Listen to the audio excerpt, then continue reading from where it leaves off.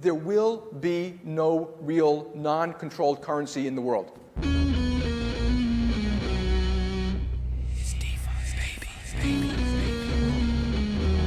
coming for you, banks. It's an exciting time to be involved in Bitcoin Cash at the moment. During that whole war of Lightning versus big blocks, like were we the bad guys? Were we the ones that weren't listening? Fundamentally, we believe in markets, transparency, and tokenization. Come on, you gotta come stronger than that, you know, like...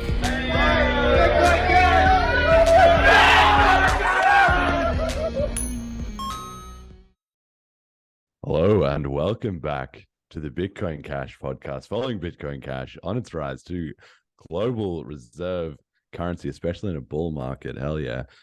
This is episode number 69, BCHN and Cashtokens, featuring special guest Calin Culianu. Actually didn't ask if that was the right pronunciation. That's okay. People pronounce it in all sorts of ways. Calin. Calin. I prefer Calin. Yeah, that's fine.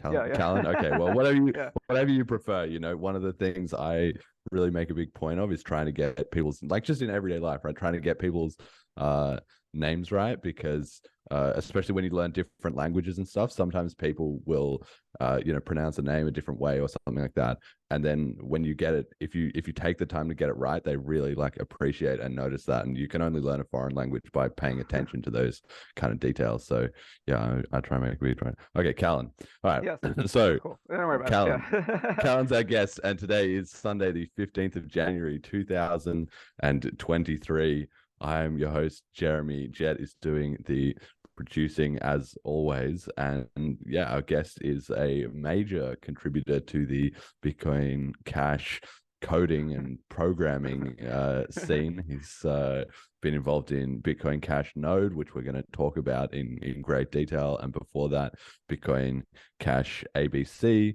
And also the Fulcrum software. I'll leave it up to him to explain exactly how that fits into the picture of everything. But this is a lot of the core underlying infrastructure that end users using wallets and stuff might not necessarily see if you've just used the Bitcoin.com wallet. But behind the scenes, this is with the actual layer of the main network. So welcome to the show, Calin. And how do you get into Bitcoin?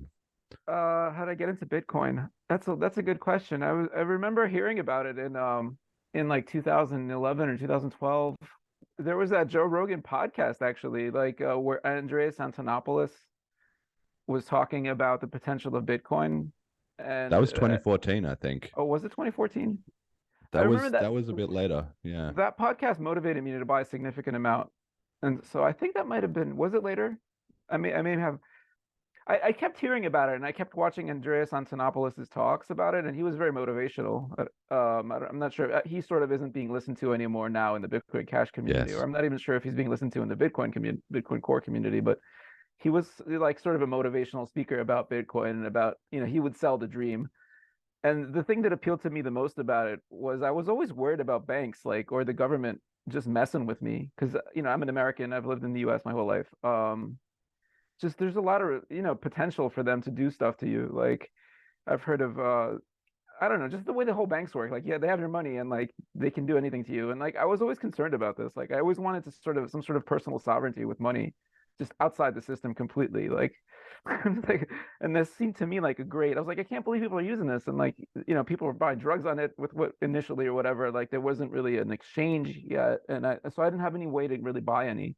Like I mined a little bit on my laptop.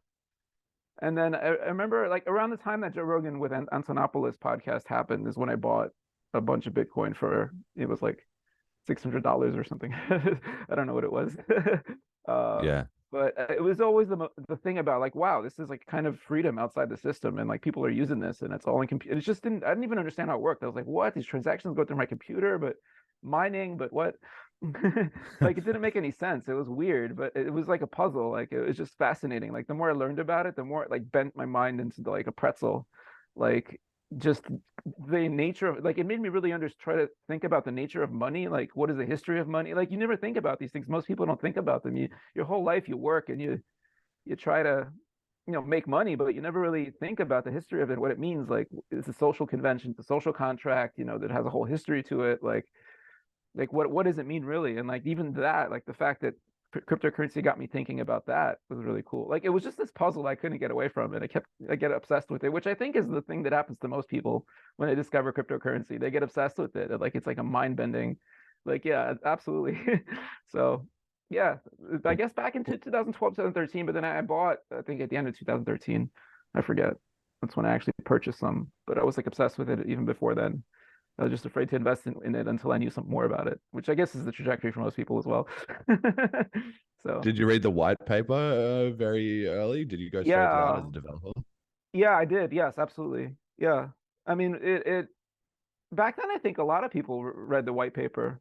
You know, it was a small community, like smaller than it is today. Like it wasn't like if you would go to the average person and say Bitcoin to them on the street, they wouldn't know what you're talking about, right? So Yeah.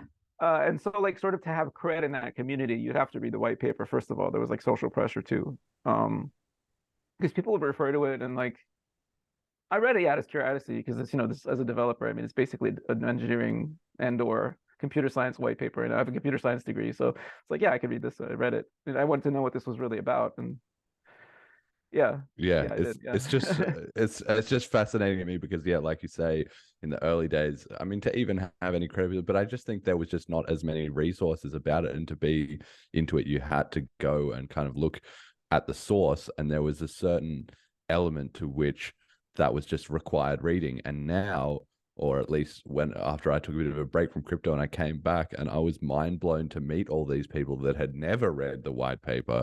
And I truly encourage every single listener of this show to go and read that white paper. It's bitcoincashpodcast.com/bitcoin.pdf and just read it. There's, you know, if you're not a developer or you're not very mathematical or technical, there'll be some parts you don't understand, but there's certainly the introduction and the abstract. What is the problem? What are we trying to solve? The areas on privacy and the conclusion. It's only 9 pages, and that includes 1 pages of references and a bunch of white space and some diagrams. So overall, it's really not that long, and you can get through it in, I don't know, probably half an hour, or even if you're a bit confused about some of it. So yeah, just every listener to this show really should read that, because those ideas will just sit in your mind whether or not you grasp all of it the first time. And it's incredible how deep it is and how much Satoshi engineered into it in so few words that people still go back to the white paper over and over and dig up. Obviously, it's become a bit of religious text, you know, people debating over the meaning of certain lines and certain intentions. And there was kind of the errata in terms of Satoshi's later comments, but that original paper has become such a, you know, I think it will become known as one of the greatest, you know, pieces of human writing ever. Wow. But I hope so. That's wow. That's bold. I guess it depends on how the history of cryptocurrency unfolds, right? And then if the vision is realized to some degree, yeah, that's wow. That's an interesting. That's a cool way to think about it. Yeah, that it would be because the way I see it, yeah, like I mean, obviously you think, you know, what are the like the American Declaration of Independence or the Bible, or there's, you know, the Art of War, maybe.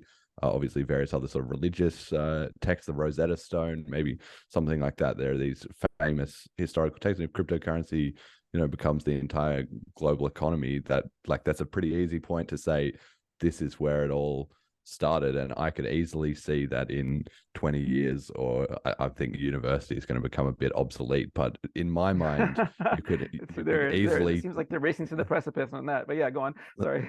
Well, Yeah. I just think you could easily teach, you know, if I was designing a university curriculum, obviously being as biased as I am, I would make, you know, the Bitcoin white paper required reading in like a number of subjects, like computer science, obviously, but it could also be required reading in economics, in political science, in law. I think it will increasingly become recognized in that, and in philosophy as well too. I think all of those, you can make a very strong case that once you actually understand the ideas behind it, that there's, you know, there's a compelling argument or compelling ideas to consider. But this is obviously it's extremely approachable, like, and it gives you such a good context for everything, because it's Satoshi when in his mind when he was introducing the project to the world, and it's in this naive, like he's sort of trying to make it very approachable. It's a really approachable document. Like it's yeah, definitely I agree with you 100%. Worth reading. And yeah, it should be And required reading. Just for he its simplicity even.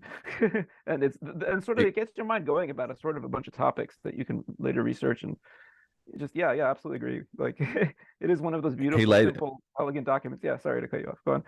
No, I'm cutting you off. He later said that there's not much to really relate Bitcoin to. So trying to write a description of it was famously, very difficult for him because as much as everybody else in the world has had trouble trying to explain Bitcoin to new users, he was the first one to encounter that problem of and it's strange actually too. I don't know, now that I think about it. I would have to go back and look, but I don't remember Satoshi writing much about how he came to this idea, right? He sort of talks about it in retrospect as being kind of like, well, if you had a non-valuable metal that you could transfer over the internet, or he talks about it as cash, obviously, and different things like that. But I don't know that there's been, besides the references in the white paper, much discussion by Satoshi himself, or even necessarily by later people, as to what inspired this, what was like, the apple falling from the tree onto Newton's head, like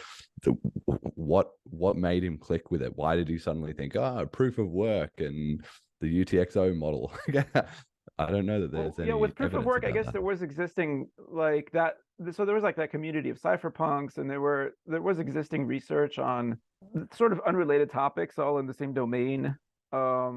Like Adam Back famously did some proof of work stuff for like email, like spam control for emails, like where you wouldn't receive an email unless it had some proof of work behind it. And that way we would make spam like really difficult to pull off, because you can't send a million emails if it takes like half a second for each one to be generated.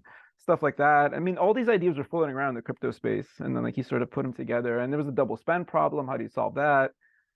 It's interesting actually, if you after you read the white paper, or even before, like if people go into the old forum posts where Satoshi is interacting with the cypherpunk people that are in this, I think at the like Satoshi Institute website you can find this stuff, because it's him trying to like convince them of his idea before he has his white paper, or maybe right after he released it, but before he released the software, he's trying to convince them of his idea, and they're all shooting it down, right? They're all like, no, it's just funny to see how like the trajectory of him discussing with them, some of them being adamantly opposed to what he's doing, thinking he's an idiot, some people agreeing with him and thinking, oh, this might have something to it, like Hal Finney.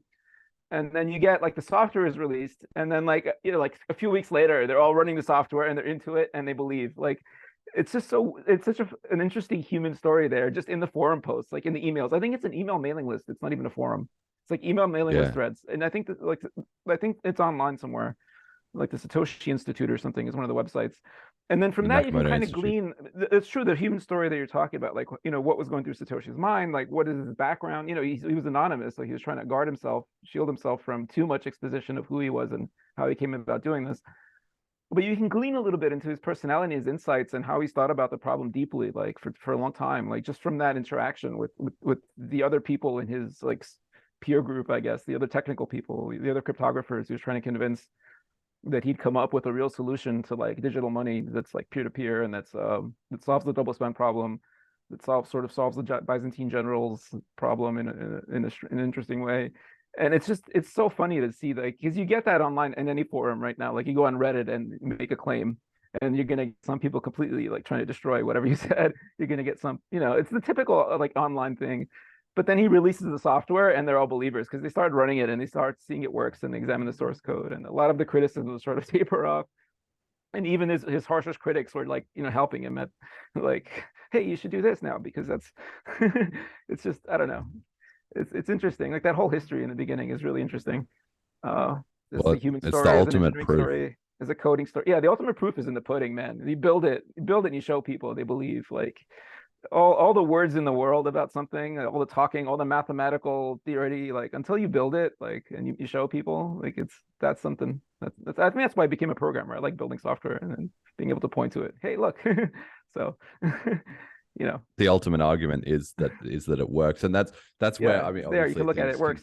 Yeah, sorry. things can get a bit religious, but it's sort of that idea of, these like philosophers or whatever, known throughout history, like I was talking about, is you have to have a certain element of practice. Like I really like, there's that Yogi Berra quote about in theory practice and theory are the same, and in practice they're not, right? And that kind of describes a lot. Like Satoshi could have had all these genius ideas, but one of the things that I think people misunderstand who haven't looked into it or who haven't thought about it enough, or a lot of these people who get caught up in the BTC laser eyes and so on, is that Satoshi was first of all an engineer. He was separately sort of a economics kind of contributor, and a bit of a philosopher and a bit of a political activist, maybe a bit of a cypherpunk, OPSEC expert, all those kind of things. But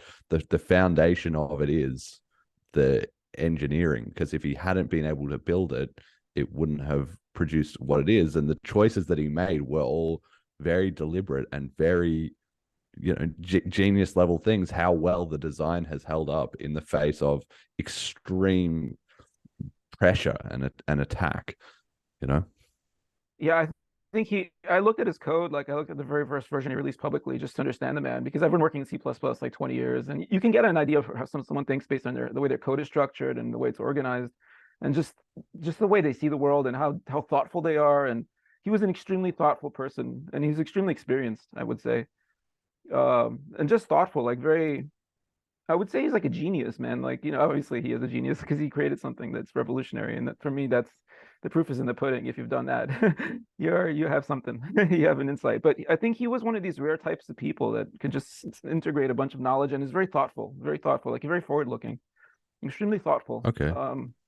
I would love to have met him, man. Like, I don't know. I think everyone would have. My theory is he must be deceased, right? He must have passed from this world, because everyone would love to have met him, of course. He must have, because I can't imagine him being quiet this whole time, But maybe, maybe he's afraid. I don't know if he is out there, but maybe he just wants to keep the anonymous thing, and who knows? But he's a fascinating person. I really think he's dead. Yeah, mine too. Yeah.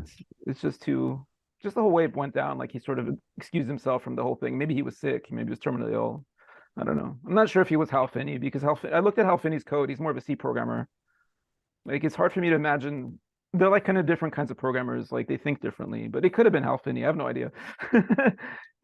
Hal Finney did die of a chronic disease like around the time Satoshi disappeared. So, there's that. Hal Finney was like the only person really to use Bitcoin initially and support it. And there's that, there's that Dorian Nakamoto thing where, the story of Dorian Nakamoto, who lived like 2 blocks away from Hal Finney. There's that. Could all be a coincidence. Could all be not. I don't know. So we don't, it's very rare that we would get somebody on this show, although we probably have had one or two, but I don't know that we had any examples of anybody that has read the original source code. I think I had downloaded, maybe I had a very quick look at it, but I'm definitely not a C++ or C programmer or anything like that. So this is a bit of a unique opportunity for me and for the listeners. So from looking at that source code, do you have, like, are you more inclined to say Satoshi was an individual person? Do you really put any stock in the whole group theory, or you think it was a one person came up with it? Excellent question. And I've opined on this voluntarily, and I'm glad you're asking me, because I have strong feelings about this. Because there is that theory that there might have been a group of people. There are theories that it might have been like an intelligence agency, and Bitcoin is sort of a controlled opposition, black flag, something that went off the rails. There's all sorts of theorizing, and I think it's good that people theorize. I think theorizing about anything is super healthy, by the way. Like, I think a true intellectual, or a truly someone who thinks deeply, like, needs to theorize about all possibilities, like Sherlock Holmes, like eliminate, the impossible or whatever, eliminate the improbable. I don't know, whatever that quote is, but Sherlock Holmes would do this, right? He would examine every single theory. My personal belief is the code itself, and just that he makes some kinds of mistakes, and he'll make like little design decisions that are strange, that are his. It feels like one single person worked on it. It feels like one single person worked on this as his pet passion project. A one very gifted and talented person with a ton of experience. it's just there's one coding style, there's one style of errors maybe, or one bias in the way he sees things. That's like one person. I just think it was just one guy. It's like that story of the genius working by himself and coming up with a brilliant idea and a brilliant invention. It really feels that way just looking at the code. Like honestly, like I don't know. It's hard to explain, but yeah, my personal opinion is it was one guy. It wasn't a group. It wasn't like a CIA, like NSA, whatever, whatever that theory is. My personal, just from the code. If it was NSA or CIA, they did a good job of making it look like one guy did it. So I don't know. It wasn't Craig Wright, for instance, because that guy can't code. Yes.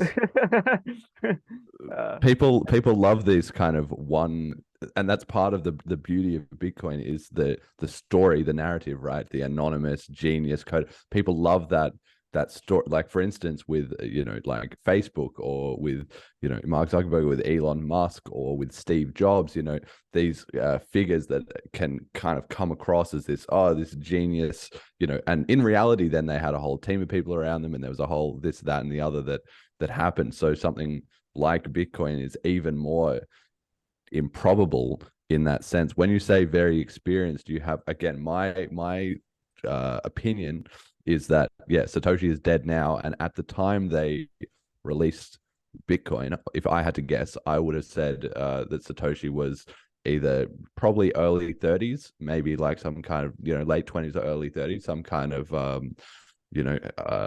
a PhD, student or something like that. And the reason that I think that is that doesn't necessarily preclude being very experienced at code. And that's something that I think a lot of people might sort of misunderstand, is that there's not tons of them in the world, but there are plenty of people who do grow up very deep on coding, and they get obsessed with it when they're a teenager or whatever. And so by the time if you're sort of a lifetime hacker, by the time you're in your late 20s, especially if you're just self-taught and you've built a lot of stuff by experimentation or whatever, you can actually be very, very good and very, very experienced in a way that in another field like medicine or something, you would have to be in your 50s to have seen enough stuff and to have, be involved in that. So you say Satoshi was very experienced, but do you think that necessarily means they were sort of old? Because that's part of the evidence for someone like Adam Back, right? Is that he would have at least been already, older, into his 40s or whatever. Yeah.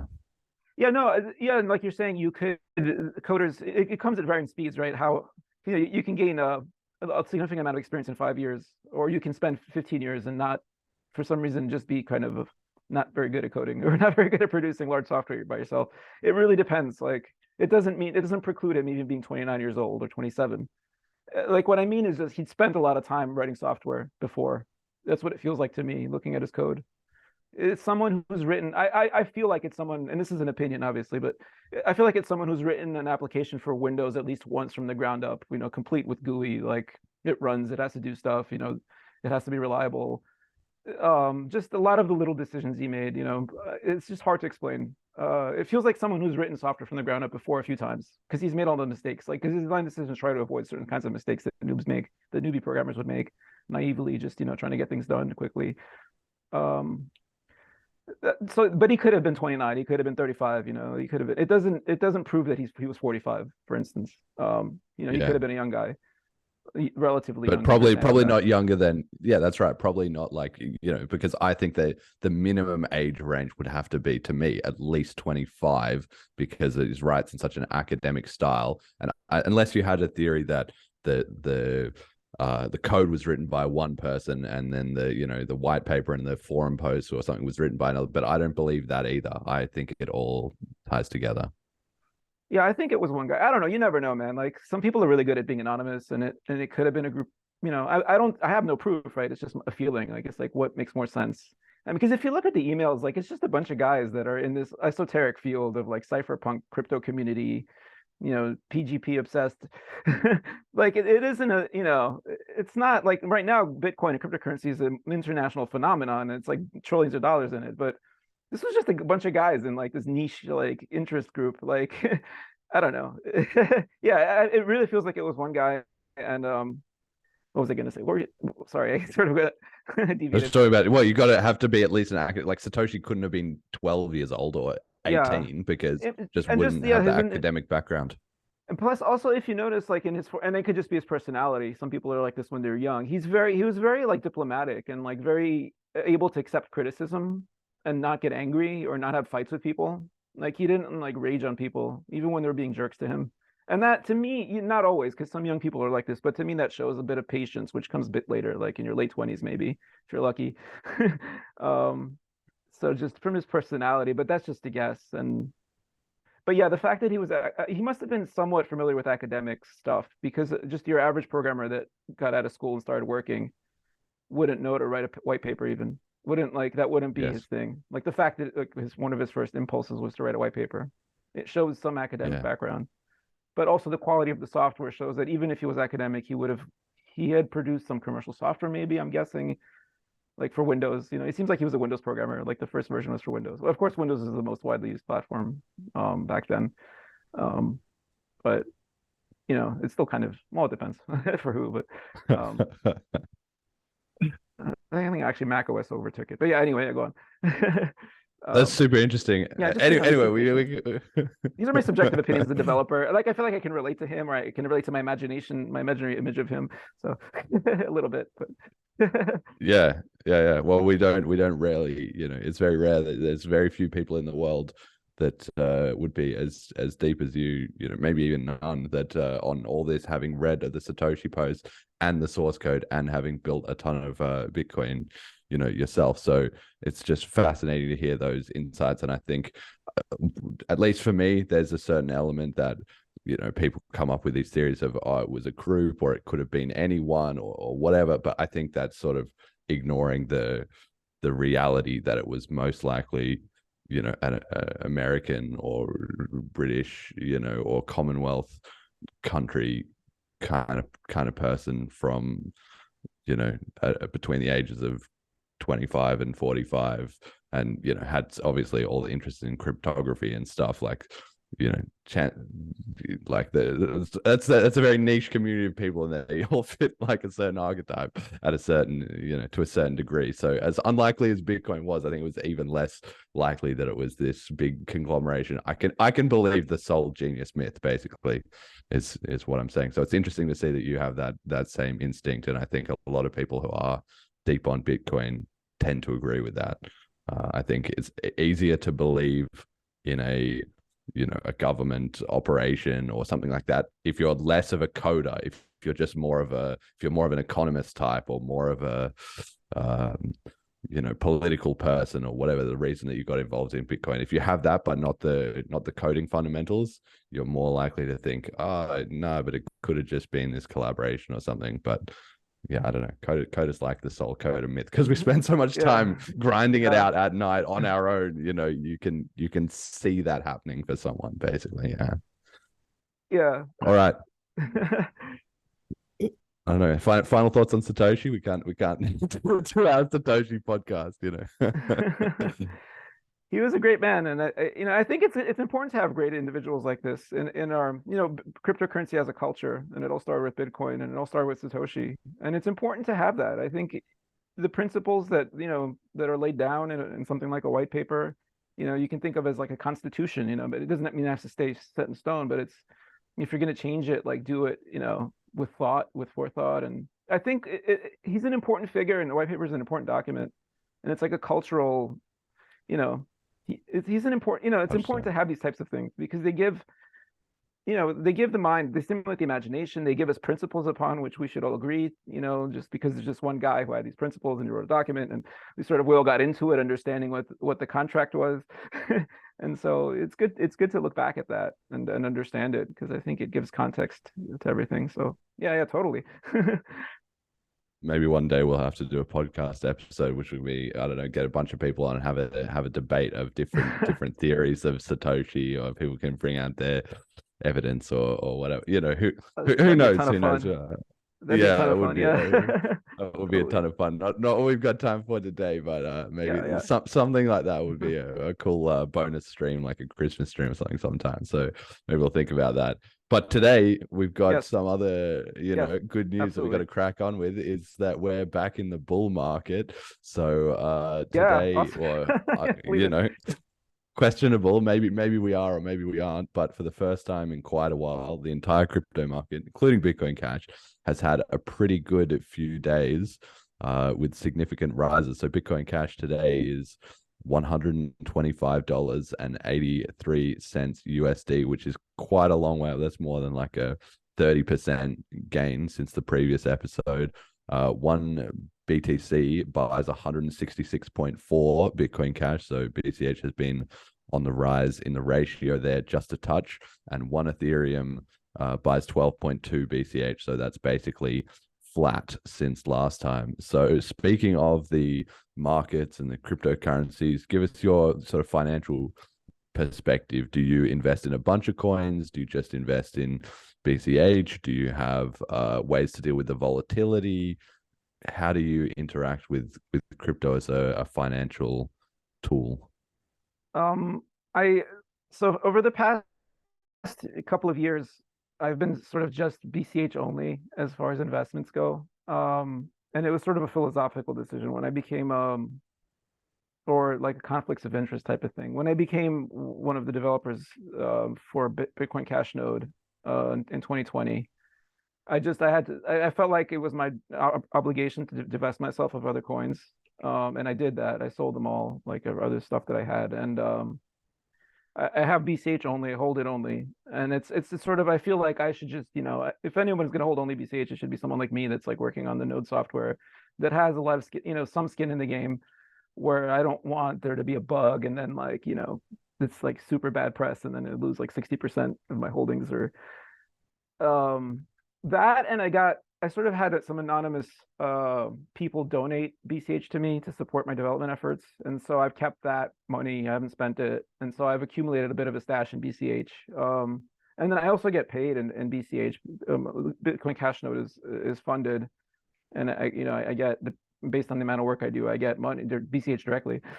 And so some portion of it I'll save and some portion of it I'll allocate to spending, like pay my rent and stuff. I have to convert to fiat, obviously. My landlady doesn't want to accept cryptocurrency. She's 74 years old. She doesn't want to deal with all that stuff. She just wants USD. So, but yeah, I don't hold anything else but BCH. Or I did hold some smart BCH tokens for a while, but then I sold some of them. Now of course smart BCH is a little bit It's wrecked. It's having trouble. Yeah, it's wrecked. Yeah. So to put it, yeah, politely, yeah. So yeah, it was a philosophical issue. I was like, and I don't think you should necessarily do what I'm doing. It's good to diversify, but as far as crypto holdings go, I felt like morally, like philosophically, it was important for me just to hold this coin, just have all my my skin in this game. Not have any sort of conflict of interest ever. Not that there would be much of one, even if I held Ethereum or something, but I don't know. That was sort of interesting. Well, because I'm kind of the same, right? Like now, I have some fiat and then BCH. And then I did the same thing you did, where I thought, look, I don't. Why should I be, if I'm going to be on this show promoting Bitcoin Cash is going to be the global reserve currency? Do I really believe that? Yes. Well, then what would be the rational decision you would make under that premise? You would just get a bunch of BCH. That's what I did. And obviously, I do have a bit. I've said before on the show, I have a tiny bit of Ethereum. I have a little bit of Monero. There's kind of a part of me that maybe wants to pick up a little bit of Litecoin, or just a little bit, just because sometimes BCH is just not the one having a good week, and it feels nice to at least have something. Yeah, we've taken a bit of a beating as far as investor enthusiasm. I mean, we had so many hard forks and so much disruption, and it's been rough. So yeah, if you're gonna hold like to accumulate, like, yeah, I don't know. I can see there's certainly some diversification. Yeah. I can see, definitely, investment is an important skill. I don't necessarily, I'm a developer, I don't necessarily have investment skills. Although I've been in this market long enough that I can sometimes feel like I can predict what's going to happen sometimes, but of course there's bias in that. Give us a prediction then. What's your prediction? Oh man, I don't want. Oh, BCH is going to move to $60,000, of course, like against anything else. I don't know. It feels like this might just be like false alarm bull run, right? Like, but we did have like such huge price movement in one day. It's weird. But then again, we may have had the fact that FTX exploded that like crashed things, and so we might just be coming back to a little bit of a returning to the mean. There's always a panic when some bad news hits, and then people oversell, and then there's a little bit of a return to the mean where it would have been had the bad thing not happened, right? People Yeah, sort of recover from the panic and want to buy back in.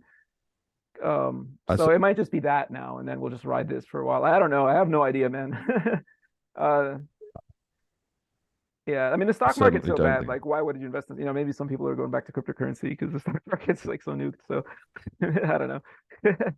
Yeah. I think everybody's getting very excited about us being back in a bull market. That's what I've titled this slide, is because as soon as we had 2 days of just rises, suddenly everybody, crypto Twitter, oh, the bears are dead, it's the bull market. We told you guys we're going to the moon, blah, blah, blah. And some of that is ironic, but a lot of it just feels like genuinely people are so starved for some, obviously in Bitcoin Cash specifically, but I saw this across all crypto community. It wasn't just Bitcoin Cash. Everybody else, the maxis, they want to believe that they're, digital gold is going to be, crushing the financial markets again. And just, it would be too early. By the 4-year cycle, we should be in for another year of just grinding across sideways, and then maybe in mid to late 2024, as the halving is coming up, that should be when the hype is starting. So it feels way too early. So maybe, and the fact everybody got so excited, they haven't been so drained of enthusiasm, sort of makes me feel like maybe we're not just going to take off and rocket up. But on the other hand, I do feel that there's got to be some divergence from the kind of standard cycles, because really, to me, the cycle is just a psychological overlay of the rising adoption.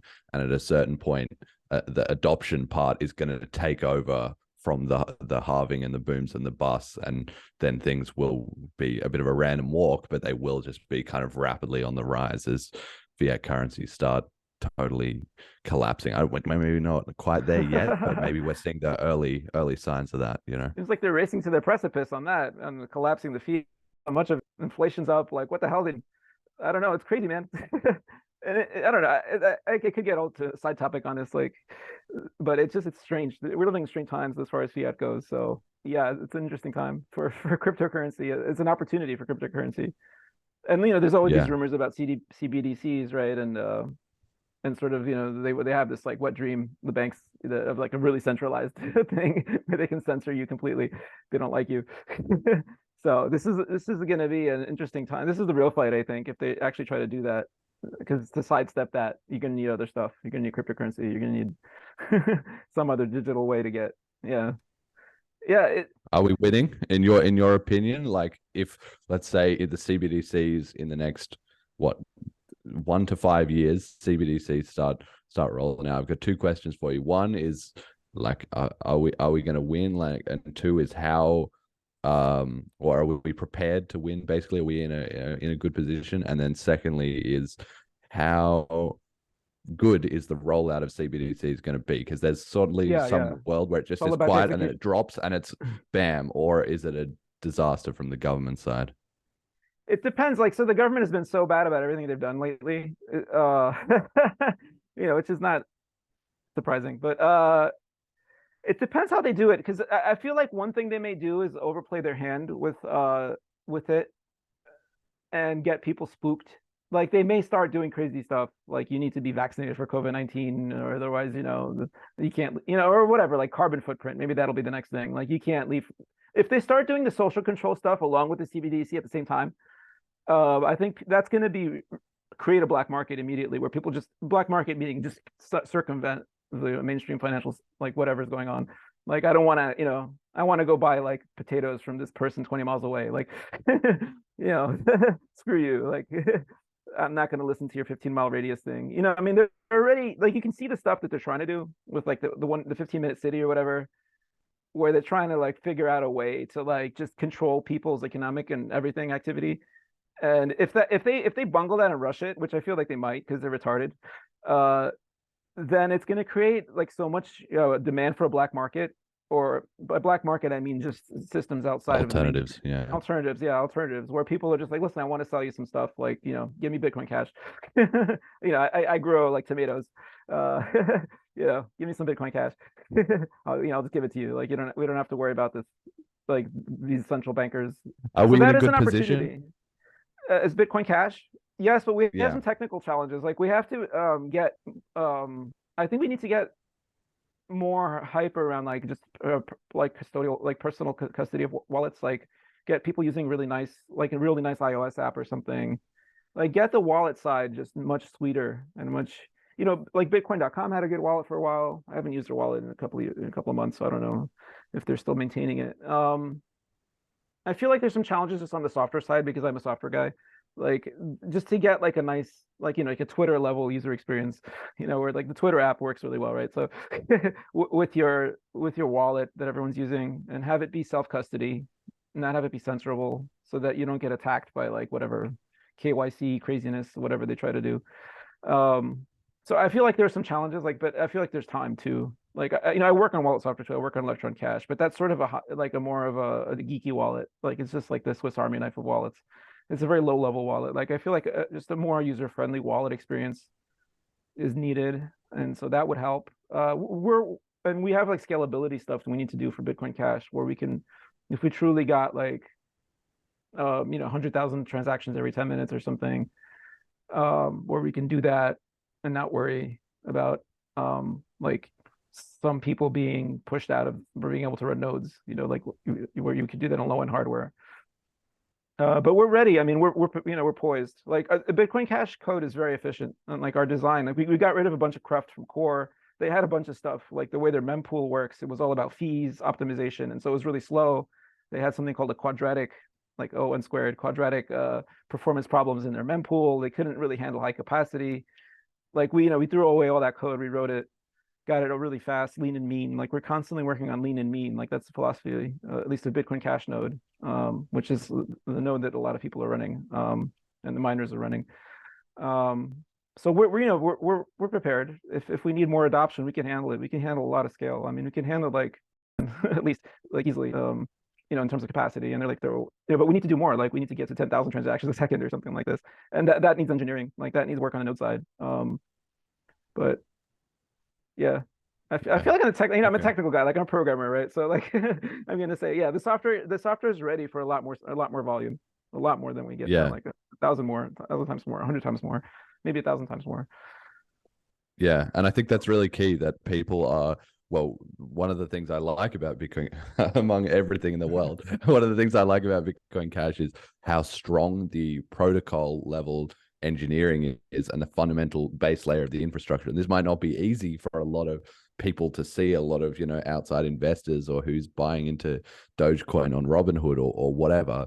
But the fact of the matter is, with Bitcoin Cash, there's so much heavy work and strong engineering that has been put in at those base layers. So as the other parts of it start to build up over time, then they won't come to a crashing halt because of the technicals, right? Which is what we've seen in kind of other coins. Like as Bitcoin was getting hype, obviously BTC capped the block size, which they didn't have to do, but they did it. And then that kind of the technical side and the rising fees and the payment problems then crashed the adoption and the momentum. And then Ethereum had the same thing, but for a different reason, in the way that their community was getting hyped, loads of developers were flooding in, everything was starting to kick off, a lot of excitement, and then once again, technical issues got to a certain point, fees rose, and then people started looking to alternatives. And even like with Dogecoin, when they got hype on Robinhood, then eventually their fees got up to 50 cents and yada yada, and the hype kind of died off. And once the ball gets rolling, you want to keep it rolling as much as possible. And so in that sense, it's both very important that we have the infrastructure already ready for that, and also that even if we are 100x or 1,000x ahead of where we need to be, we still need to keep pushing forward on that in the background. It doesn't need to be front and center, but in the background, because once things go exponential, your time frame to kick the can further down the road is going to rapidly shrink. So I really like that we have this mentality in our community, and obviously the software layer is doing fine. And like you said, I think the problem mostly that we need to attack is not, well, maybe not you specifically, you need to stay working on the software, but for the community at large is to work on like some more wallets and slicker UIs and stuff like that. And then you have sort of the marketing and promotion level, and also the merchant adoption networks and those kind of things, and the app layer as well. So all of those things, which have been getting more and more focus recently, it's been very encouraging to see across the ecosystem. I don't know if you have any thoughts on that, how you see the sort of, I don't know, even if you see it that way, I see it as kind of like layers, and you start it with the protocol layer, and then you have the wallet layer, you know, the wallet layer, and then the app layer, and then the merchant adoption, and then marketing and promotion, and kind of like stacked up like that. And It how definitely is layered. It definitely is layered, yeah, because, you know, fundamentally, like, everything talks back to the blockchain, which is like a very basic level software layer, and then, yeah, it all goes back to the blockchain. So, you know, there are layers. Yeah, it's totally a way to see it. Yeah, absolutely. Yeah, you know, are we this tends doing to okay? happen also Where in bear cycles, where like, would you people tend put to build, and then and then the bull cycle comes, and things get crazy. The scammers show up, things get kind of confusing. But we know we're in a bear cycle when we're building. So, but yeah, sorry. Yeah, so I'm what do actually, you think for the other layers? How are we doing there? Like, if you just take off your software dev protocol hat for a second, and let's say you had some free resources, or, you know, to the community who's listening, where do you think we need to attract some more talent and get some more people attacking the problem? I'm not the best person to ask about this, but I'm gonna say my impression subjectively, and I'm not the best person. I think other people, you probably would even know better than me, actually, absolutely. But you know, you asked me, so I'll answer. It feels like merchants, like having a good, I don't know, like a POS system that can do crypto, that can do Bitcoin Cash. Having merchants like just have an easy way to integrate Bitcoin. Like, if I want to go to my cafe here in Austin, I'm in Austin, Texas.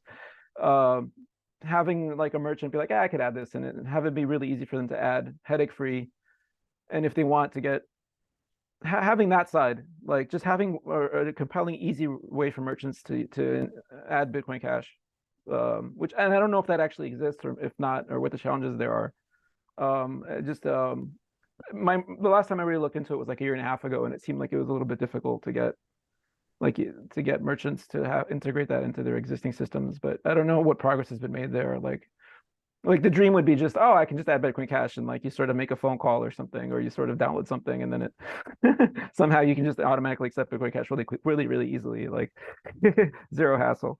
That would be the dream. All right, on that merchant stuff, I mean, well, there are tools and there are people working on that. I was just in Townsville, and I think I'll probably talk about that on the next episode, or the one after, sort of what I found there. But things are moving in the right direction. But yeah, definitely, it's not all super slick and everything. So to stick on the BCHN topic then, so give me a rundown of, for the listeners, for those who don't know anything about it, explain what is BCHN, how did it get started, who's involved, how's it funded, and yeah, what does it do in the ecosystem? Okay, so BCHN basically, so you had like Satoshi's code, right? And that was Bitcoin. That was the Bitcoin. And then that sort of became Bitcoin Core, just a retitling of the same code base that people have been working on. And BCHN is in the family of Node software. It's a descendant of, it's basically a fork of Bitcoin Core, starting in August or whatever, I guess June of 2017, which is when people decided we should fork off from Bitcoin. And so it's a descendant of Bitcoin Core. It's the same code base, but it's evolved in a different direction, sort of like the way two organisms in a two species can have a common ancestor. So we have a common ancestor with Bitcoin Core. A lot of the code looks the same. And it was forked initially into Bitcoin ABC, which was headed by Amaury Séché. And the first two people working with him on that were myself, and Free Trader. And we, before the August 1st fork happened, we worked on Bitcoin ABC to get it all ready. We tore out SegWit. We changed a bunch of things. We got rid of the block size limit. It was 8 megabytes initially, I believe, or was it 2? No, it was 8. It was 8 as a block size limit, because that was the point of contention. We're like, listen, we can't handle the capacity. Like, back in 2017, the mempool had like 100,000 transactions in it constantly. Like, it just could not handle there was, it was a boom time. Like, Bitcoin had gone to like $4,000 a coin, which was unheard of. It had been like $600, previous to that, and there was just so much on-chain activity, and so yeah, and so it's a descendant of that, like of Bitcoin Core, which was forked in June 2017. became Bitcoin ABC, and then that was headed by Amaury Sachet. And basically everybody, like all the miners, wanted to run the same client because they were worried about getting orphaned if there was like some weird bug. Because some of the miners were running BU at one point, and that had a bug, and they got spooked. And so miners decided that, yeah, we just want to run the same client. So they're all running Bitcoin ABC, which was the Bitcoin Cash, like sort of the default client that everybody should be running from 2017 onward until 2020. And then in 2020, there was a civil war kind of in Bitcoin Cash where Amaury Sachet did some stuff that the community wasn't happy about, and we wanted to kick him out basically. And so we managed to do that. And we took the Bitcoin ABC code as it was then in February of 2020, and we forked it again to create another project called Bitcoin Cash Node, which is a descendant of Bitcoin ABC, but continued to evolve in its own direction. The Bitcoin ABC software became the eCash coin. They forked off of the Bitcoin Cash network because they wanted to implement basically a developer tax, an 8% developer tax. And so the Bitcoin Cash community didn't agree with that because it seemed like he just sprung it on everybody at the 11th hour and was being kind of toxic about it. And so, he went off and got his own coin, eCash, and that's the Bitcoin ABC client, also descendant of Core. And then Bitcoin Cash Node, which is descendant of Bitcoin ABC, also descendant of Bitcoin Core, is the one that a lot of people are using now, the miners especially, on Bitcoin Cash. And it's the software. What is Node software? It's the software that runs the network. It runs the transactions. The miners do proof of work using that software, and it validates all the consensus rules and makes sure nobody's getting their money still, created out of thin air or anything like this. It's the software. It's like, and it's a descendant directly of Satoshi's original work, which is basically also what Core is. Core is just a descendant of Satoshi's. And that's the reason why I went back to look at Satoshi's original code, because I'm working on the actual code that is the evolution of what he originally did. And I wanted to sort of just see the history of it, and sort of you get a lot of insight doing that into the modern design, based on what he did. And yeah, so that's what Bitcoin Cash Node is. It's the Node software, and it has a lineage with Bitcoin Core, and it shares a lot of the same code. And then, that's what it is. Also, And so how's it funded? You asked a bunch of questions. Yeah. Oh yeah. So we received community funding in 2020 from some anonymous donors, some miners. Back when, Amaury Sachet was trying to do his thing where he was going to grab an 8% tax off of the blockchain, off of the Coinbase reward. He was just going to get like 8% of, like, the miner reward would be like, whatever, 5.75 BCH, and then he'd get like 1.25 or something. I don't know, or whatever it ends up being. He just inserted that as a consensus rule. And so the miners, a lot of people were upset about that. And so some of the miners that were upset about that donated a significant amount of BCH to Bitcoin Cash Node. I mean, we'd formed the project, but we wouldn't have any funding. We were just like, hey, we're going to offer alternative software that doesn't have this consensus rule. Please run it. And then some miners were like, oh, that's great. Let's also give you some money so you don't disappear tomorrow. And so we got a bunch of money back then. And we're still spending that money. Like, it was like several thousand BCH. Where were we? No, go on. So you got several thousand BCH from the miners who essentially wanted to say clearly they were politically opposed kind of to Amaury's idea, and so then it made it not profitable exactly, but it was a rational economic thing to do to fund you, because that was their options, right? Either they go with you, in which case if you die, then they are screwed as well. So it's in there, and this is sort of comes to the economics of Bitcoin and how the whole system plays into it, that even though the miners are the only ones getting paid by the protocol directly, they then have an incentive to kind of fund software developers, and then the ecosystem kind of develops around that. Yeah. And, the miners, some of them are very idealistic. I mean, they were original Bitcoin people. There were people that are running Bitcoin since 2010, since 2009. They started mining on their laptops, and now some of them are millionaires. Now they have like huge operations, like multi-floor, huge, like this huge warehouse. And so they really believe, like, it felt like a betrayal for them that someone wanted to sort of arbitrarily, hey, let's insert a tax, and like I get like 8% of all the Coinbase rewards from now on. That sort of was just offensive to their sensibilities. So they're like, yeah, let's vote with our feet. Let's, we will run different software. Let's vote with our hash power.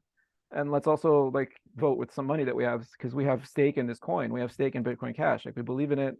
Some of us have Bitcoin Cash as holdings. Like, we don't want this coin to just do something crazy. So yeah, let's give us some of our holdings to these developers. At least they seem like good guys, and they seem like they're fighting the good fight. They, it's not a good look for Bitcoin to just have a tax in there, like for the developers for all time.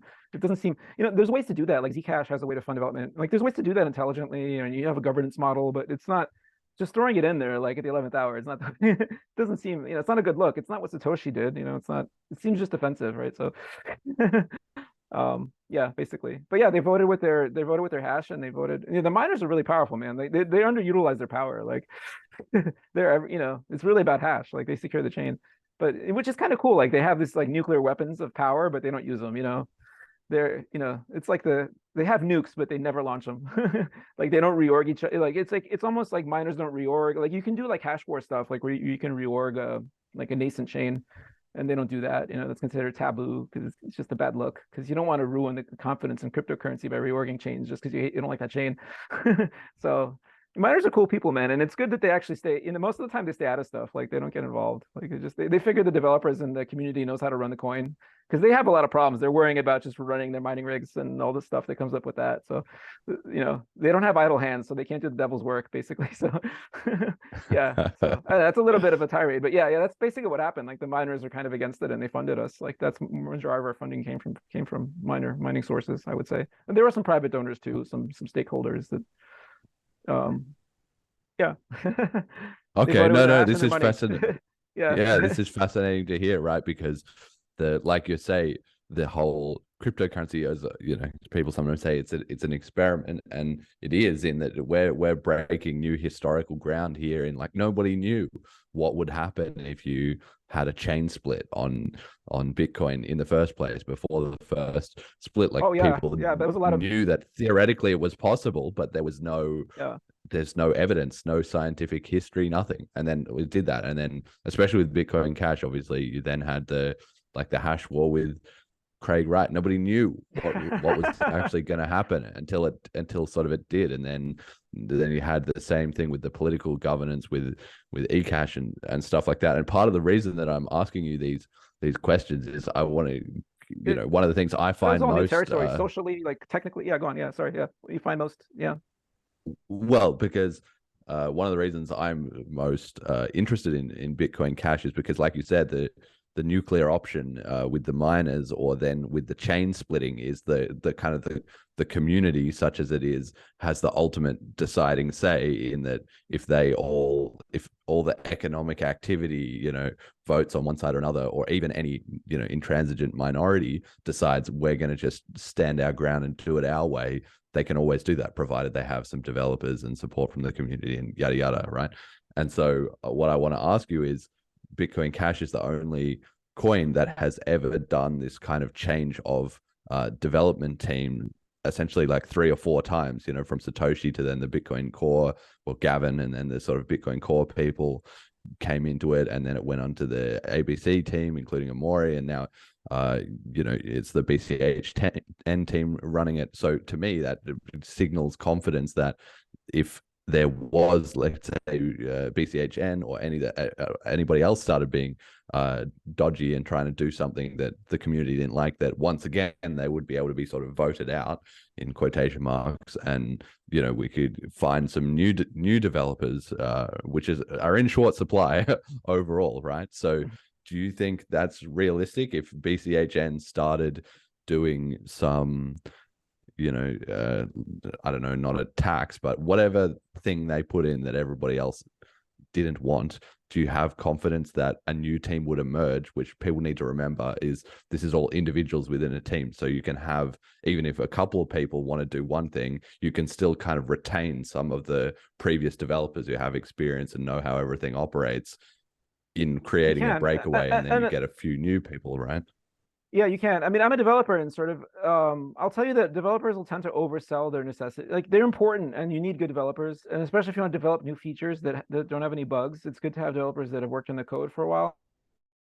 But new developers will step up to the challenge, man. Like, if you fire your current team completely, like if you as miners or you as a community decide, you know what, you guys are insane, we're not going to run your software anymore, we're going to go with this other guy who forked it off, he seems like a good guy, he'll step up to the challenge, especially if you throw some money at it. Like, people can do a lot when nature abhors a vacuum, right? So we fired Armory, right? And we're like, well, I guess it's us now. Like, You know, and I had to learn a whole bunch of stuff about the way the code works because there was a vacuum there. No one else knew. Like free trader had to learn a bunch of new stuff. Like all the people working on it.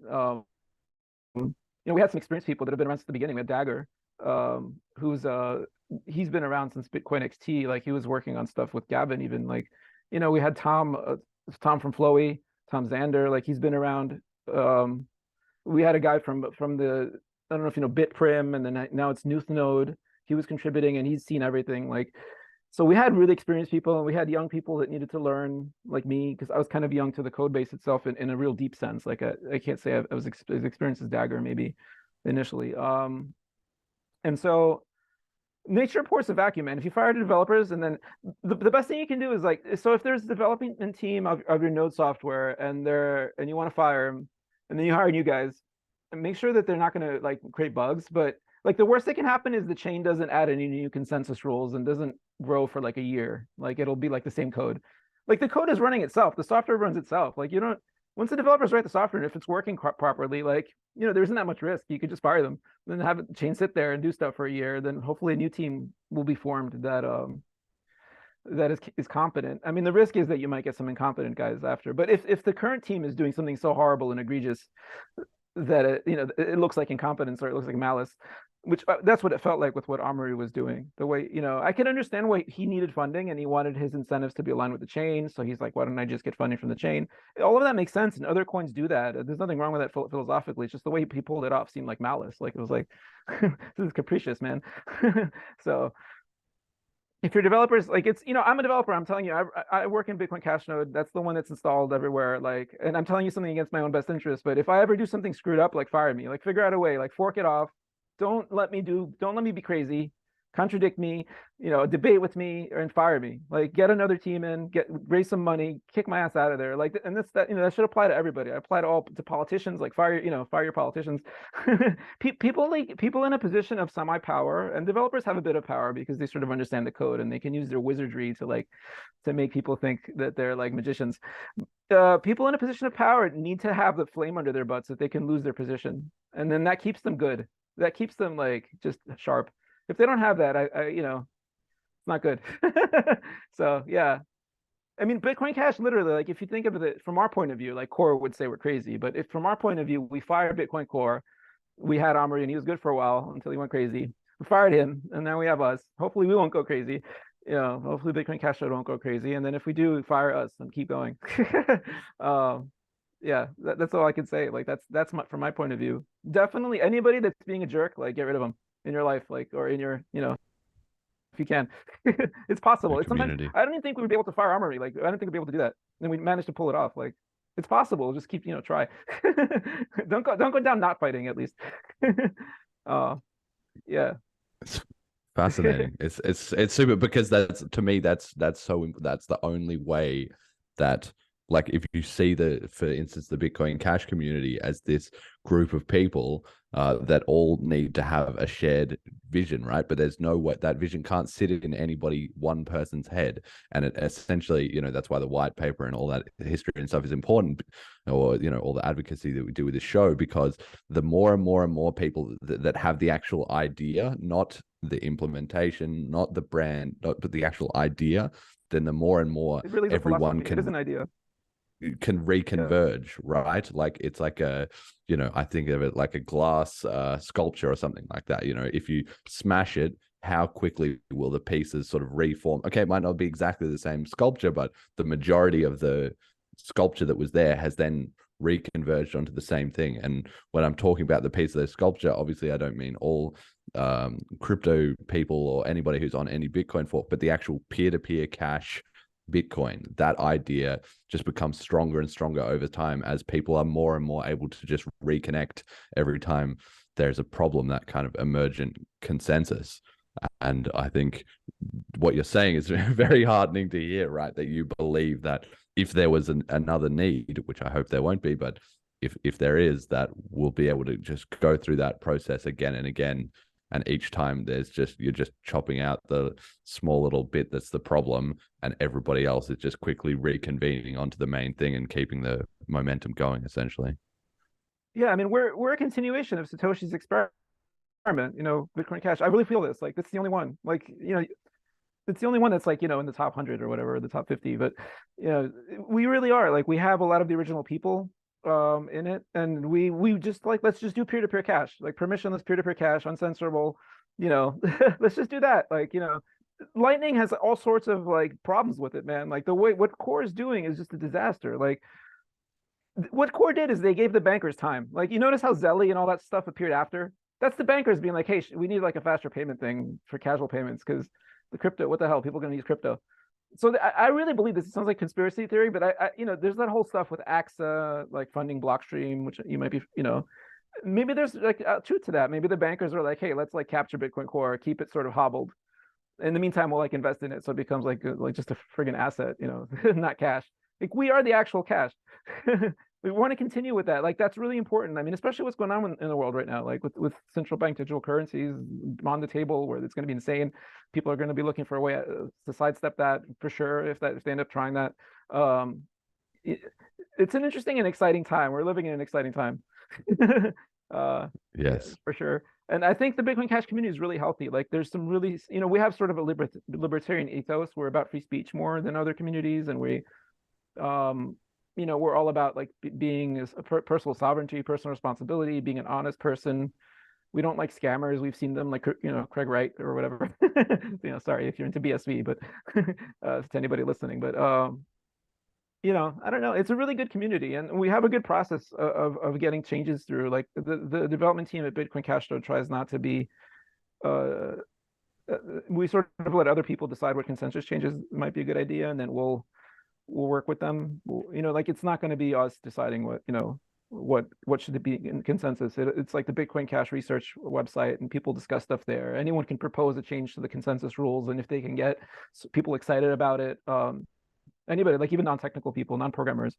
I feel like it's a really healthy community right now. We've seen a lot. Like we've seen scammers. We've seen like crazy dictator Amaury. We've seen Craig Wright, who's a scammer. We've seen, we've managed to shrug that off and can keep going and like still have a good team, have good development, have good technology. And a lot of the old people that are in Bitcoin Cash have been around in Bitcoin forever.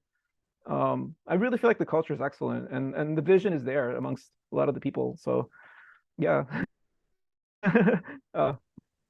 But yeah, it is like that. It is like that. If there's a culture and a vision, I feel like that's a lot. Like, and then, there's questions about governance. Like, there's this guy Justin Bonds who writes stuff on Twitter, and he talks about he talks about governance. He's into governance issues, and maybe that's some questions we can answer in the future about how to do governance in a more formalized way, because it sort of is still kind of freewheeling. It's still a little Wild Westy in the way all cryptos have this problem, not just Bitcoin Cash.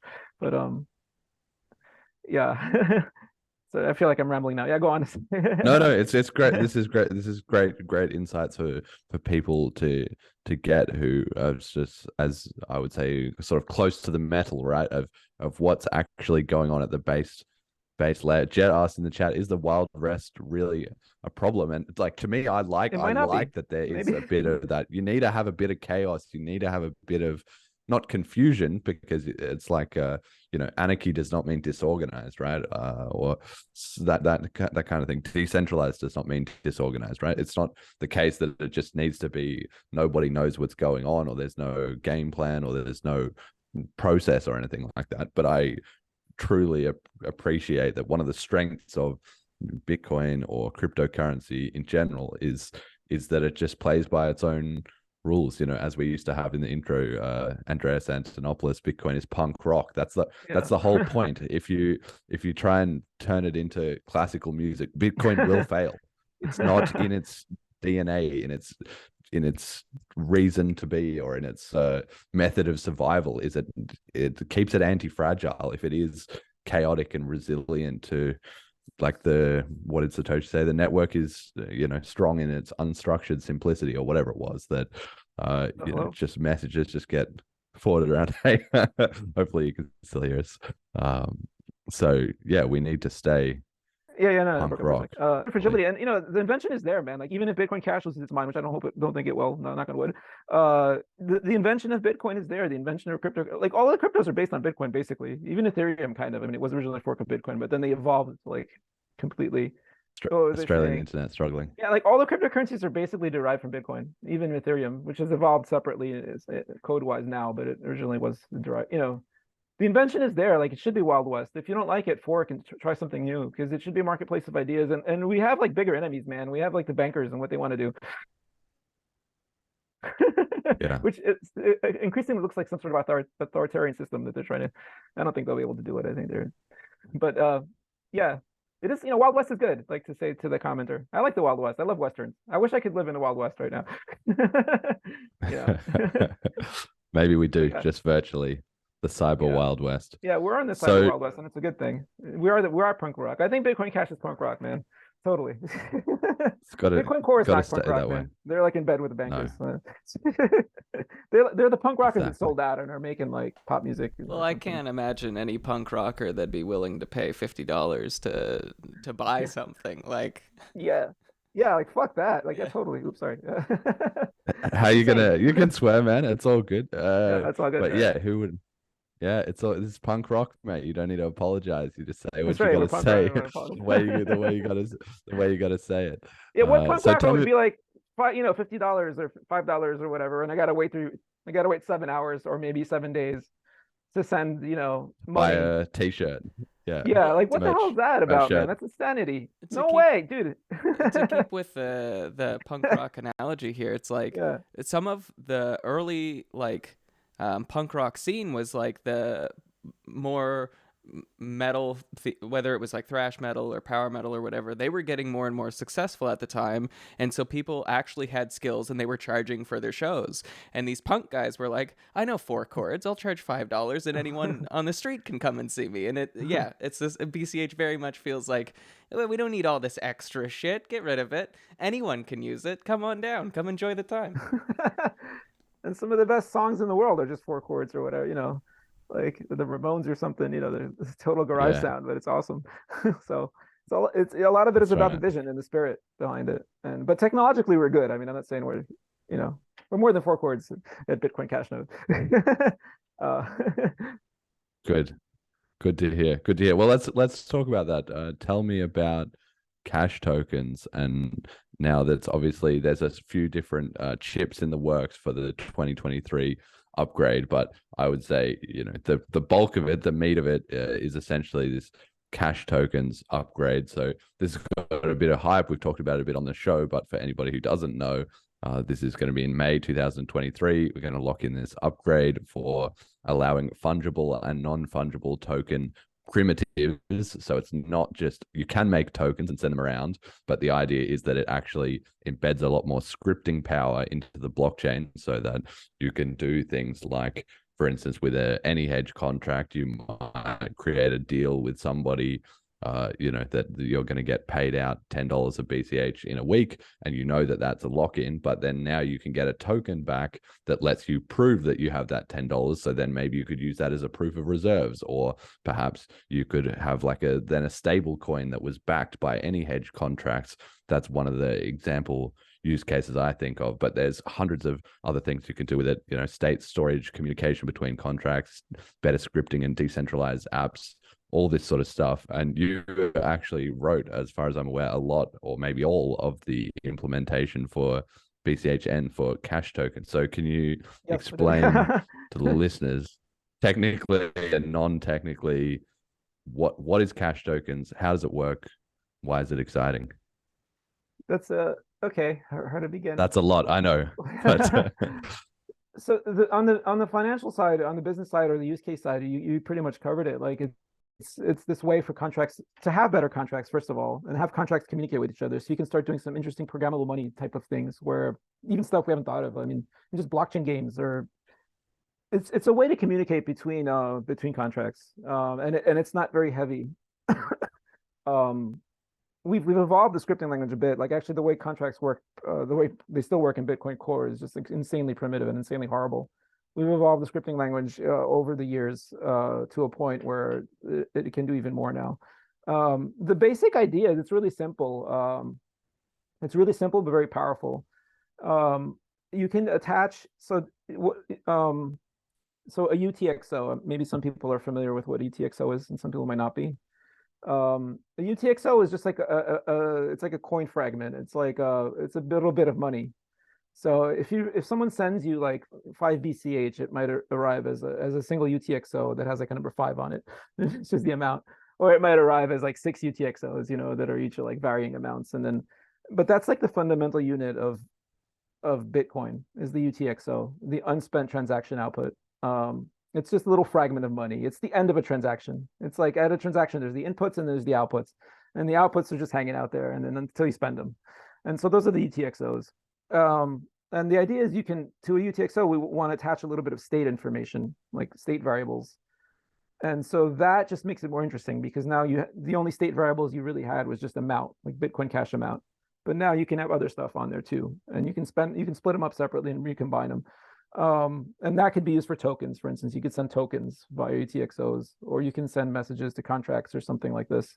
It unlocks a whole bunch of possibilities, but the fundamental idea is devilishly simple. It's just take a UTXO and be able to add a little more metadata to it, so that you can do interesting things. You can spend that in a different way, or you can just do more stuff with it.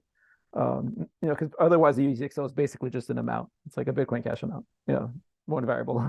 Now we have a couple more variables we add to it, and then you could do more interesting things. It just opens up state possibilities. Basically, if you were to think about it as a programming system, you have more state possibilities if there are more variables that can be moved around and tweaked, and yeah, I mean, and it also is a replacement for SLP, which I don't know if some people, SLP sort of has seen a dwindling in adoption or use recently, and especially after Smart BCH appeared. A lot of the SLP stuff went over to Smart BCH. It's a replacement completely for SLP. So all of the stuff you can do on SLP, you can do on Cashtokens, where you can have just tokens and you pass them around. You can have NFTs. And this is done, Cashtokens is natively like in the consensus rules. So if you see a cash token in a transaction, you know that the miner verified it, and you know it's not a double spend, you know it's like a real token. The problem with SLP is it was all just metadata on the OP return stuff, in the OP returns, which is it wasn't validated by miners. So someone could just forge a token, and then you wouldn't know if it's forged. You'd have to go back and like examine the whole chain of custody of that token to figure out if it was actually legit. And that was called validation for SLP. And that was like horribly slow, and it got slower in time. Like as a coin changed custody like thousands of times, like you have to go back throughout the whole history of the coin to see it, to see if it's like a valid coin that originally came from the genesis of the coin or not, or if it's someone just forged it. And so Cashtokens doesn't have that problem. Like if it appears on chain, it's definitely legit. So it's just like BCH. Like if you see BCH on chain in a transaction, you know it's legit. You don't have to go back the whole history to like Satoshi days to figure out. It has that property that's instantly validatable. So it's a complete replacement for SLP. Like all the SLP stuff can happen now on Cashtokens, but it has a few additional properties where it can be used for smart contracts too. And that's going to be interesting use cases. People are going to have to come up with use cases for it. It's just really powerful primitives for passing state around in the UTXO.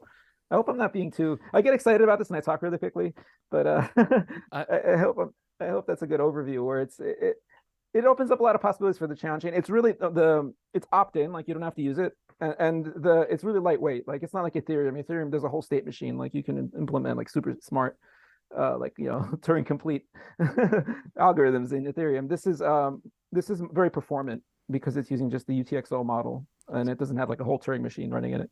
So it's very lightweight. It's very lightweight, and it opens up a lot of possibilities for programmable money. If UTXO is aware of a state, like I'm thinking of sometimes handling state in either Flutter or React, for example, you need a context manager.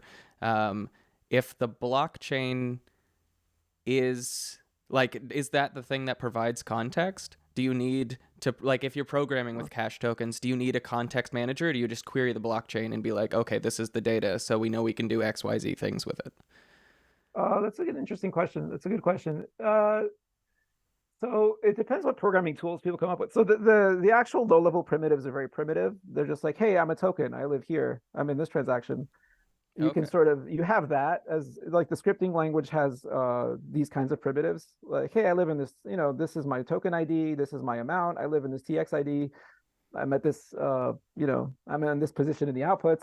That's sort of all it sees. But even the fact that it can see its token ID, and I have this extra NFT data here, maybe or maybe not. that's all you get as a programmer. And I believe people are building tools on top of it. Like, so this is just the low level stuff I worked on. This is just the blockchain consensus rule stuff. And then on top of that, you can build like people working on Cash script, for instance, which is a language for describing. You're asking about more high level language tools, which I'm not actually involved in at all. I'm just worried about the consensus layer. I'm not involved in the higher level tools. I know like Roscoe Callis maybe received some funding recently to do Cash script stuff. I'm just thinking like the blockchain would act as like the blockchain is the global state, right? And yeah, so... well, okay, you can think of it that way. Yeah. Right. Yeah, the global state. I mean, you can say that like all the UTXOs that exist right now at height, whatever, 700,000, whatever, is the global state. But each UTXO contract can't really see the other ones, like unless you like they're involved in the same. Okay. They have to be in the same transaction to like see each other, to talk to each other. Gotcha. I think that answers the question that I didn't know how to articulate. That's perfect. Yeah. Thank you. Like a UTXO can't see just some random one on. Like they have to be once they're in the same transaction, then they can talk. Then they can see each other. Because otherwise, it would just be too slow. Like it would be like Ethereum problem, like where you just have too much to process. Gotcha. So you do it more lightweight stuff. Yeah. Yeah, that's certainly how I visualize it. Technically, is like you were indicating with your fingers there, the UTXO set sort of expanding outwards. That's how I see it. And like Jet, like you're saying, the global state is essentially the sum of all those UTXOs. But the important thing is for any specific operation, you only need to be concerned with the couple of inputs to your output, which means that even though you can figure out the global state, and that's the part of the UTXOs is when you're creating a transaction, you're putting inputs in and getting outputs out, right? So you might put in 2 inputs and get 5 out. So it can go up and down. But at the end of the day, you're still sort of burning some UTXOs to create new ones, which keeps things from becoming just an exponential rise off into infinity. It does grow over time because there's more people using the system and more things getting split down. But that's why Bitcoin Cash can be so scalable, and there has been no cases of that. We haven't seen a single UTXO blockchain really push maybe BSV, but if you set them aside, right, like Litecoin or BTC or Dash or any of those ones have never got enough massive traction rolling in terms of actual commerce or decentralized apps or anything for us to really see the comparison of a UTXO to a Ethereum style scaling. But we will hopefully see that soon with this, It'd be nice to see. Yeah, this release. So was this very difficult or complicated to build? And I asked that sort of as a proxy for, is there any risks or anything that or bugs or things that could crop up that you're worried about? I mean, obviously there's a fairly major change and people are quite excited about it. So generally, even though it's not always the case, the bigger the change, the more is involved, the bigger the risk. And so I'm wondering if you can just speak to that. So the good part about it is the specification was very well thought out. Jason Drazaner, I don't know how you say his name. Jason Drazaner, BitJason. He thought about it really deeply and he worked on it. And so the specification was worked out, and it sort of had been evolving as a specification for like 2 years now. People had been discussing it and like sort of shooting each other's ideas down that were dumb, and supporting ideas that seemed to make sense. So by the time we got the specification of BCHN, it was really, really well thought through. And so a lot of like the problems, it was a very clean specification. So that made it good. But of course, it's a deep change to the code of BCHN. Like you're saying, like you can introduce bugs. There's always that risk. So I spent a lot of time just working on it very carefully, just making sure that I understood completely the impacts of each change, and sort of the program-wide invariants weren't being violated. I was very, very careful. I spent like a good 2 months working on it.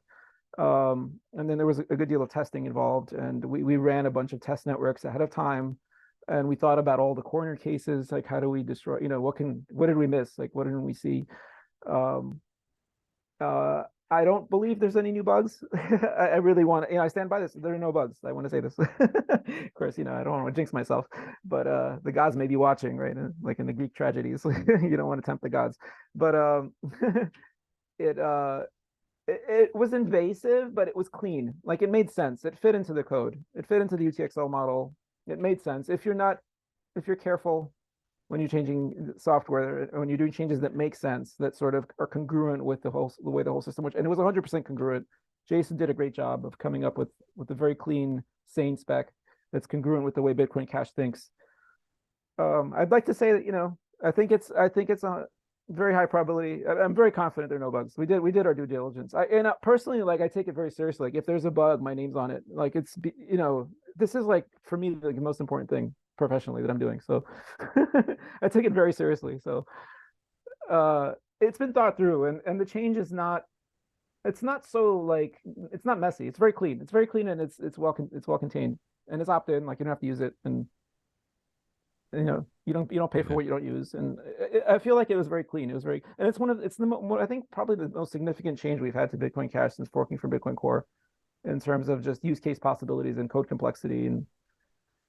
But it was well thought through, and we had it ready ahead of time. And most of the time, software is like a behind schedule. Like, we had it ready.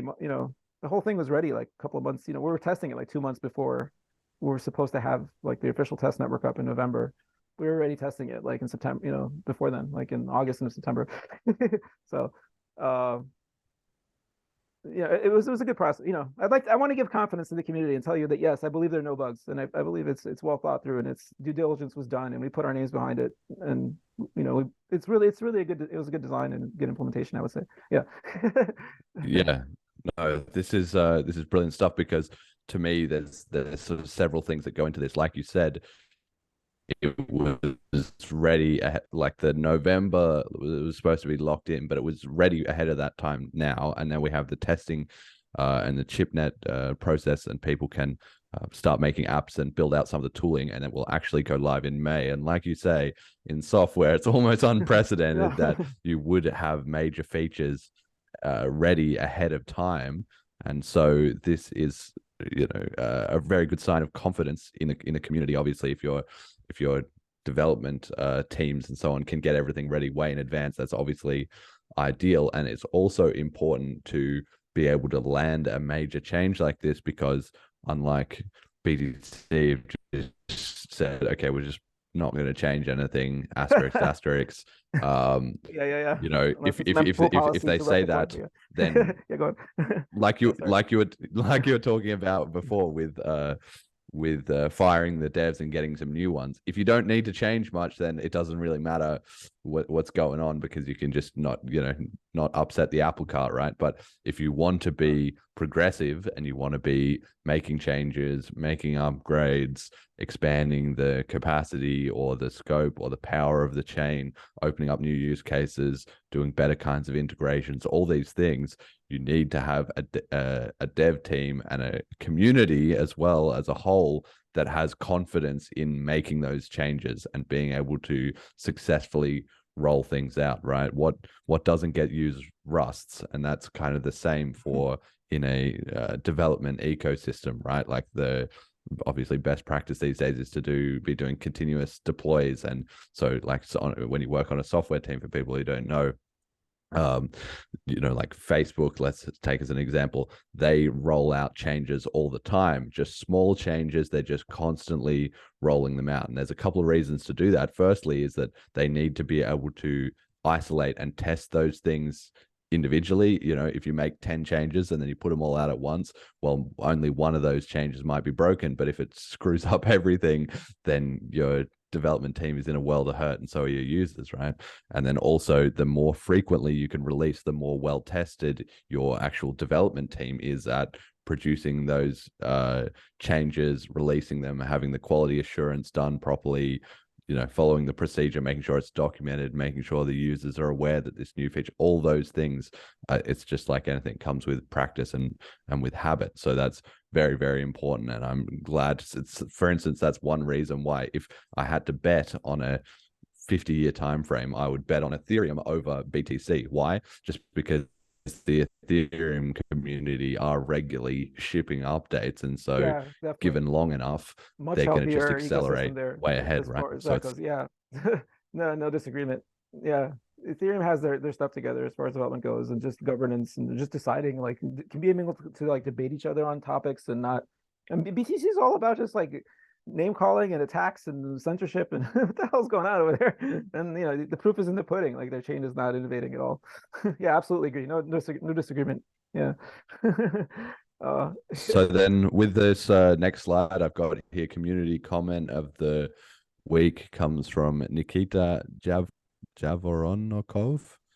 Zhavoronkov. Yes. So calling back to getting the names right, who is one of the developers, I believe, at Blockchair. I don't know, you might know him more than I do. I just know his the Block Explorer, but I just know some of his tweets. But he made this tweet which in response to Cashscript putting out the 2023 BCH upgrade will bring cash tokens, which enables novel new smart contract use cases.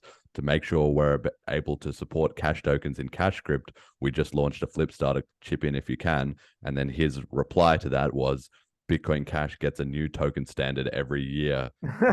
Sweat face emoji. Wormhole to SLP to Smart BCH to cash tokens to question mark. And he's kind of poking fun at it.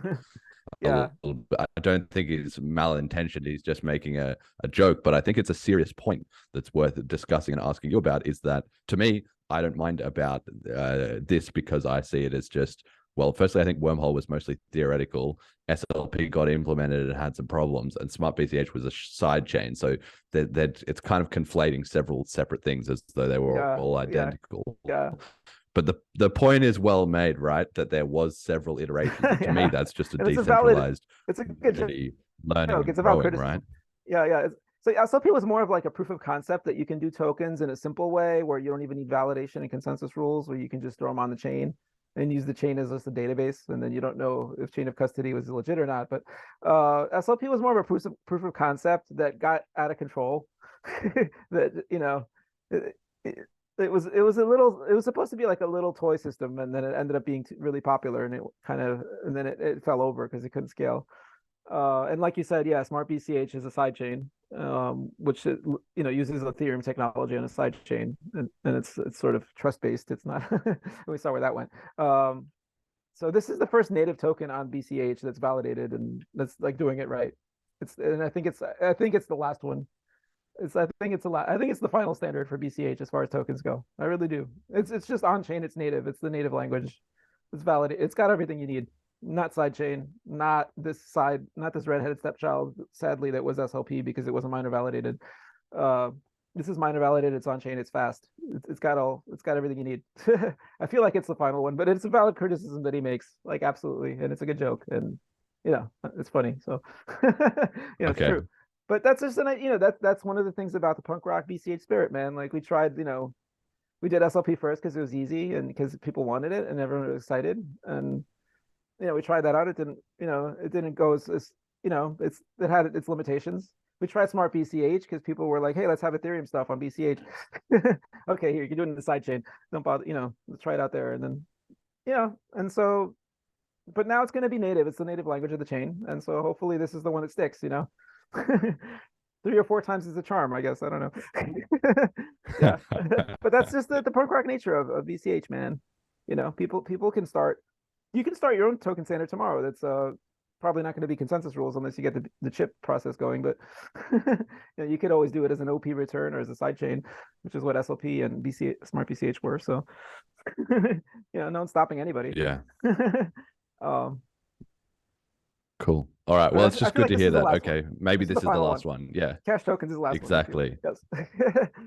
And it's an important thing, but at least if we, maybe it takes a few tries, but once you've got it right, brilliant, because then we can kind of move on to the next thing, right? That's, you don't want to be just stuck in the same cycle trying to resolve the same problem 100 times. Yeah. You want to get an answer, problem done, next thing, right? So I'm also, like you, very confident that this is well designed, well done, and that this will actually solve at least that part of the problem. Obviously, then it will create new problems, which will be how do we build the infrastructure and how do we But that will all be new and exciting things, and we'll be able to solve those problems. Tudik Pete asks, what's the difference with side chains? Well, I mean, you can get your take as well too, but my take is certainly that the side chain you're kind of designing in a blank canvas, really. So you can just make any kind of whatever you want in a sidechain, which is what they did. But they did by taking the EVM and code, and a lot of that was already built, so it wasn't exactly a blank canvas. But in theory, you have a blank canvas, whereas with the existing chain, you have to build on what's already there, obviously, and that means that you're limited in some ways, but also that the design is going to be more informed by what is already there. But the benefit you get from conforming to those requirements is that a lot of the infrastructure is already there. All those properties you mentioned about native validation being built in by default, a lot of wallet software and so on will only need to make smaller integrations to make it happen. And obviously we get the decentralized and proof of work backed nature of things. That was part of the problem with Smart BCH, was even though it was done completely separately, it did have a slightly different consensus model and all that, which then ended up being a disaster with the bridge and all of how that went. But you don't have any risk of any of that with on-chain native tokens. So the risk is higher in some senses because you're playing the main game. You don't get a second shot at it, but the reward is also higher, which is that it comes with the proof of work and the decentral works. So how would you answer that question? I would say that that's difference with absolutely sidechains? correct. I agree with every single word you said. So with the main chain, yeah, it's proof of work back. Then you want to be more conservative. You don't want to negatively impact the main chain's focus, which is peer-to-peer cash. So you have to be very conservative with features on the main chain, which is probably why we avoided doing it for all these years until we had a good design and that everybody agreed to. And until things settled politically, like Amaury Sachet was kind of not too keen on coins and tokens and all this kind of stuff. So I think that's one of the reasons why it took this long and why people were doing it on the side. But everything you said is absolutely correct. Cannot, like, the side chain is just this thing, this blank canvas, and you can do anything you want in it, but you don't have the benefits of the main chain, which is this miner-backed decentralized system, miner-backed, POW validated, censorship resistant peer-to-peer system. On the side chain, you sort of had the problems, how do you get to the side chain? Well, maybe you got to go through some guys that, they control all of it. So now it's trust, you got to trust them and stuff like this. So, so yeah, you summed it up perfectly. I can't totally. All right, cool. Well, there you go. I do know something about Bitcoin Cash. I'm glad to hear that I'm able to get some of the answers right. Okay, so on the next slide, I then have as well these Flipstarters have been funded. So I wanted to highlight these. Obviously, sometimes we bring up Flipstarters that are ongoing on the show. These ones are actually both already funded, so nobody needs to be reaching for their wallets. But 130 BCH went to Pat from Mainnet, who's a great guy. I've actually been doing a little bit of coding sort of in association with him. So, I got a lot of confidence there. And also 100 BCH to Roscoe Callis for CashScript, like you said, so that these libraries, Mainnet and CashScript, can integrate the Cashtokens stuff. And I wanted to bring this up and just touch on it quickly because I think it's important to see how the pieces are fitting together. There is the decentralized crowdfunding, and that's working, and the community has in the past basically wasted quite a bit of its resources on Flipstarters, which didn't go anywhere or weren't that important, or too much money was given to people without a track record, or all kinds of different things have happened. But that slowly that problem is being solved as people learn how to treat this new tool. Obviously a better Flipstarter accountability platform would be great, and I hope if anybody's listening, if you want a Bitcoin Cash business idea, there's one right there. Just charge a small subscription fee to get info on the history of Flipstarters, or charge the creators to opt in. They can even just tack it in as part of their funding goal, and then they pay you to create an archive and follow up with them and whatever, as an independent arbitrator. Somebody can make a ton of BCH doing that, but yeah, I don't have the time. So hopefully now that we have with Cashtokens, actually you can do it where it's on chain. Like you can have contracts now that sort of the people that initially funded can decide that they're happy with what has happened or not. And that, you can have some escrow set up, and then the developers don't get everything unless you can do more. You can make it a lot smarter now. Even just have it on chain and then have like a smart contracts, Cashtokens. Cashtokens solves this problem too. So hopefully that'll be innovated. Someone can do that. Yeah. Flipstarter itself is really ingenious. I mean, it was great. Like the people that worked on it, I absolutely think that they're awesome people. Yeah, and the history of Flipstarter itself is interesting. Like Amri Sachet at the time was complaining about funding and being a problem in BCH, and then he wants that attacks was really his secret goal. But and then people were like, "Hey, we made Flipstarter, use this," and he was like, "Nah." But then other people started using it, and it ended up funding a lot of good stuff, and some stuff I guess not. But I really think like both Mainnet Pat and Roscoe Callis are hardcore dudes. Like they're really passionate. I think they're gonna make good. I mean they would probably would do it for free if they could, but it's good that they're getting paid. So yeah. But with Yeah. cash tokens, definitely Flipstarter can be upgraded where maybe there could be some validation verification where if people that originally funded could decide if they're happy with what happened or not. That could be something that some people might want to do. And then like people are proposing stuff if they'll get only like a quarter of their money, and then if to get the whole thing, you have to follow through, and then people can vote on it. Yeah, Cash Tokens unlocks that completely on chain. That's one application. Completely on chain, completely fast, completely decentralized, That would be permissionless. huge. It won't be like a central website where you get like a webmaster, can like subvert everything. It'll be on chain. Yeah, that would be huge. That would be interesting if the people that worked on Flipstarter add smart contract stuff to it later, where you can make it more robust. Yeah, that would be huge. Totally.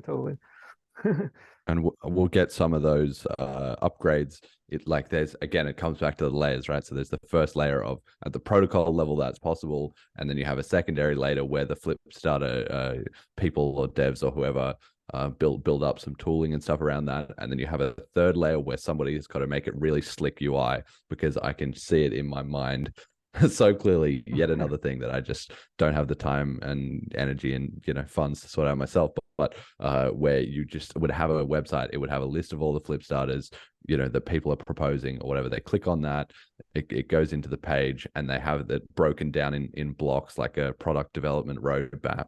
We're going to do this, we're going to do this, we're going to do this. You have the attached amounts of money, you have people just contribute down the side, you send in your amount of money, you get back your voting shares in the project. They have it, there's 4 stages, like you said, maybe 25% each, or according to whatever breakdown they wanted. And then you could just check back on that website anytime, and there would be a box where like Upwork or like Fiverr or something, where the person's delivery, and they've got, here we delivered this, and this, and then you can click, I'm a token holder, so I want to vote. Is this good enough? Yes, no. Maybe you can even leave some comments as to, this wasn't good enough because they said they were going to do this and that, and they didn't, and people can discuss in there.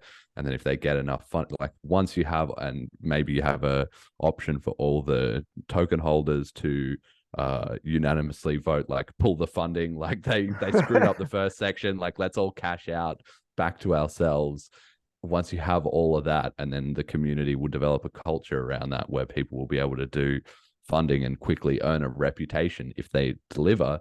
And if they don't deliver, then only a very small amount of funding will need to be allocated to them, because people can just pull it back if they're not coming through. It's going to be amazing. I can't wait. I think it's great. It's going to be motivating for everybody. It's going to be motivating for people that want to fund, and that they want to make sure that their funds are used. And then people that are developing, like if you have a gun to your head about stuff, aren't you going to do a better job? Maybe. I mean, I would. Absolutely. But it's all about UI, like you say. Like the Flipstarter project, I think they threw it together in like 3 weeks or something. And the UI is pretty nice, like considering. So yeah, it is a UI challenge. Just how do you present it and do it in a slick way? Like you have great ideas on that. I agree completely. That would be awesome. That would be amazing. Yeah. we're gonna get there, and then because then the thing is, then so once you have that website with all those Flipstarters being funded, and you can look at the history of all the previous ones, and maybe then you visually organize it into some kind of roadmap of what's coming up, what's next, subcategorized by merchant adoption and dev tools and whatever, and you have all of that. And then the best thing about all this is that then people will start to see this and start to figure it out. People will start being like, oh, I wonder what's going on in Bitcoin Cash. This coin's been around for a while. I've seen it on Robinhood, and they'll look it up and they'll go to that website and just be like blown away at how much all this different stuff is going on, because it's so hard to keep track of all what's happening in any crypto community. But if you have a thing like that, which just shows how much work is being done and how many, and people try it out themselves and they're like, this is awesome. And then they dig into it and the fundamentals are all solid down to the protocol layer. And yeah, it's amazing. Oh, that'd be cool. Yeah. I didn't think excited. about that. The investment sort of relations kind of angle on it. But yeah, if people can see all the activity and the economic activity, people funding projects and stuff getting done. Yeah, absolutely. Then you have Totally. stats as well. Obviously, these projects get funded more quickly. Like it would quickly iterate in terms of people saying, oh, the best practice is to break it down into so many stages or have so much money or to promote it in a certain way, or just like the amount of stuff that can come out of this is endless. But I'm glad. I'm very excited for the future. We've got all the fundamentals locking in, and then it's just time for the rest of it to bubble up while the protocol moves on to the next thing. Really. So yeah. And we have the pieces in place now with Cashtokens. They enable smart contracts in a very, it's what you need. You need to be able to do this type of stuff on chain, decentralized, these kind of decision making and things like. So yeah, we have the primitives, we have the pieces in place, and it's an exciting time. And yeah, totally. All right, that's enough about the technical stuff then. Let's got one. Well, we're kind of running out of time. Maybe we can extend a little bit at the end. You said you don't have a hard out to get through some of these last ones, but let's just quickly touch on this one here then.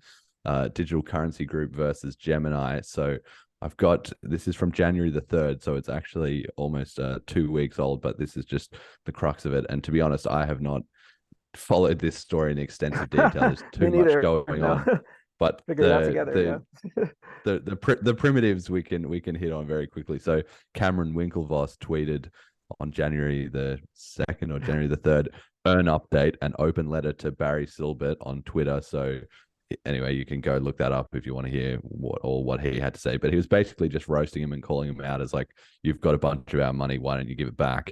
And then Barry Silbert replied, so the Winklevi are in this company Gemini, which is an exchange, and they're kind of, I don't know, shareholders or involved however they are. And then Gemini is owned by DCG, which is a digital currency group who Barry Silbert are involved in. So this is this kind of corporate case of these two very large companies, but they're a parent and a child kind of relationship, then starting to fight in public about these huge sums of money. So DCG said, or Barry Silbert said, DCG did not borrow 1.65 billion from Genesis.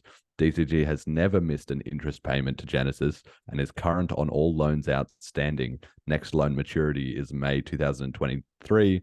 DCG delivered to Genesis and your advisors a proposal on December 29th and has not received any response. So, I mean, who knows the truth as to who has what money, who owes who, how many billions, whatever. The facts are that they're now fighting about it in public and clearly can't agree what's going on. And so the customers of Gemini Exchange are potentially, I think right now you can't withdraw from Gemini, so they're potentially all going to get rugged, similar to CoinFlex or all the other things. That they might be in a bunch of disaster. Jesus Christ. DCG is also going to be, like they have the, what are they called, the BTCG, and they have these, I don't even know all the details of these, like stock index type of equity investor things that you can put your money into. Maybe they're all going to get rugged as well too, because the money's gone and nobody knows what's happening on it. So I just wanted to get a bit of your take on this as sort of a microcosm of perhaps in hindsight 2022. Obviously we had FTX, CoinFlex, 3 Arrows Capital, Luna, all these disasters in crypto. How do you sort of see that from your perspective? Well, it could be good, right? I mean, who are these DCG guys anyway? They're just a bunch of finance guys. Good riddance. I don't know. Like, what do they do? Like, do they own? I think they own a large stake in Coinbase or something. They have a lot of big investments. They were also sort of caught up in the whole BTC takeover. They were involved a bit in there, and they also are big owners of this mining pool, Foundry, who are one of the biggest miners. And of course, we don't know to what extent their hash rate is controlled by them or is contributed to from other miners who just want to jump on the biggest mining pool so that they can get. We're going to wait and see. I'm back. Yeah. Oh, hey, I think you broke up a little bit, or I did. I broke up. So Yeah. you said No, they it was own me. the Foundry pool, and Yeah. oh, they actually got that going. I remember a couple of years ago they approached me and this other guy to do mining software for them there because they're starting a pool and they were just doing it for brand recognition and investor confidence, and they're not actually making money on the pool. They were telling us that this was a couple of years ago. I guess they actually got a mining. I haven't been paying attention to them. I guess they got their mining pool working. That's great. They actually approached me and this other guy to write mining software, like to write pool software for them. Because I actually wrote up, or I maintain some pool software as well. Because I was curious about how mining pools work. And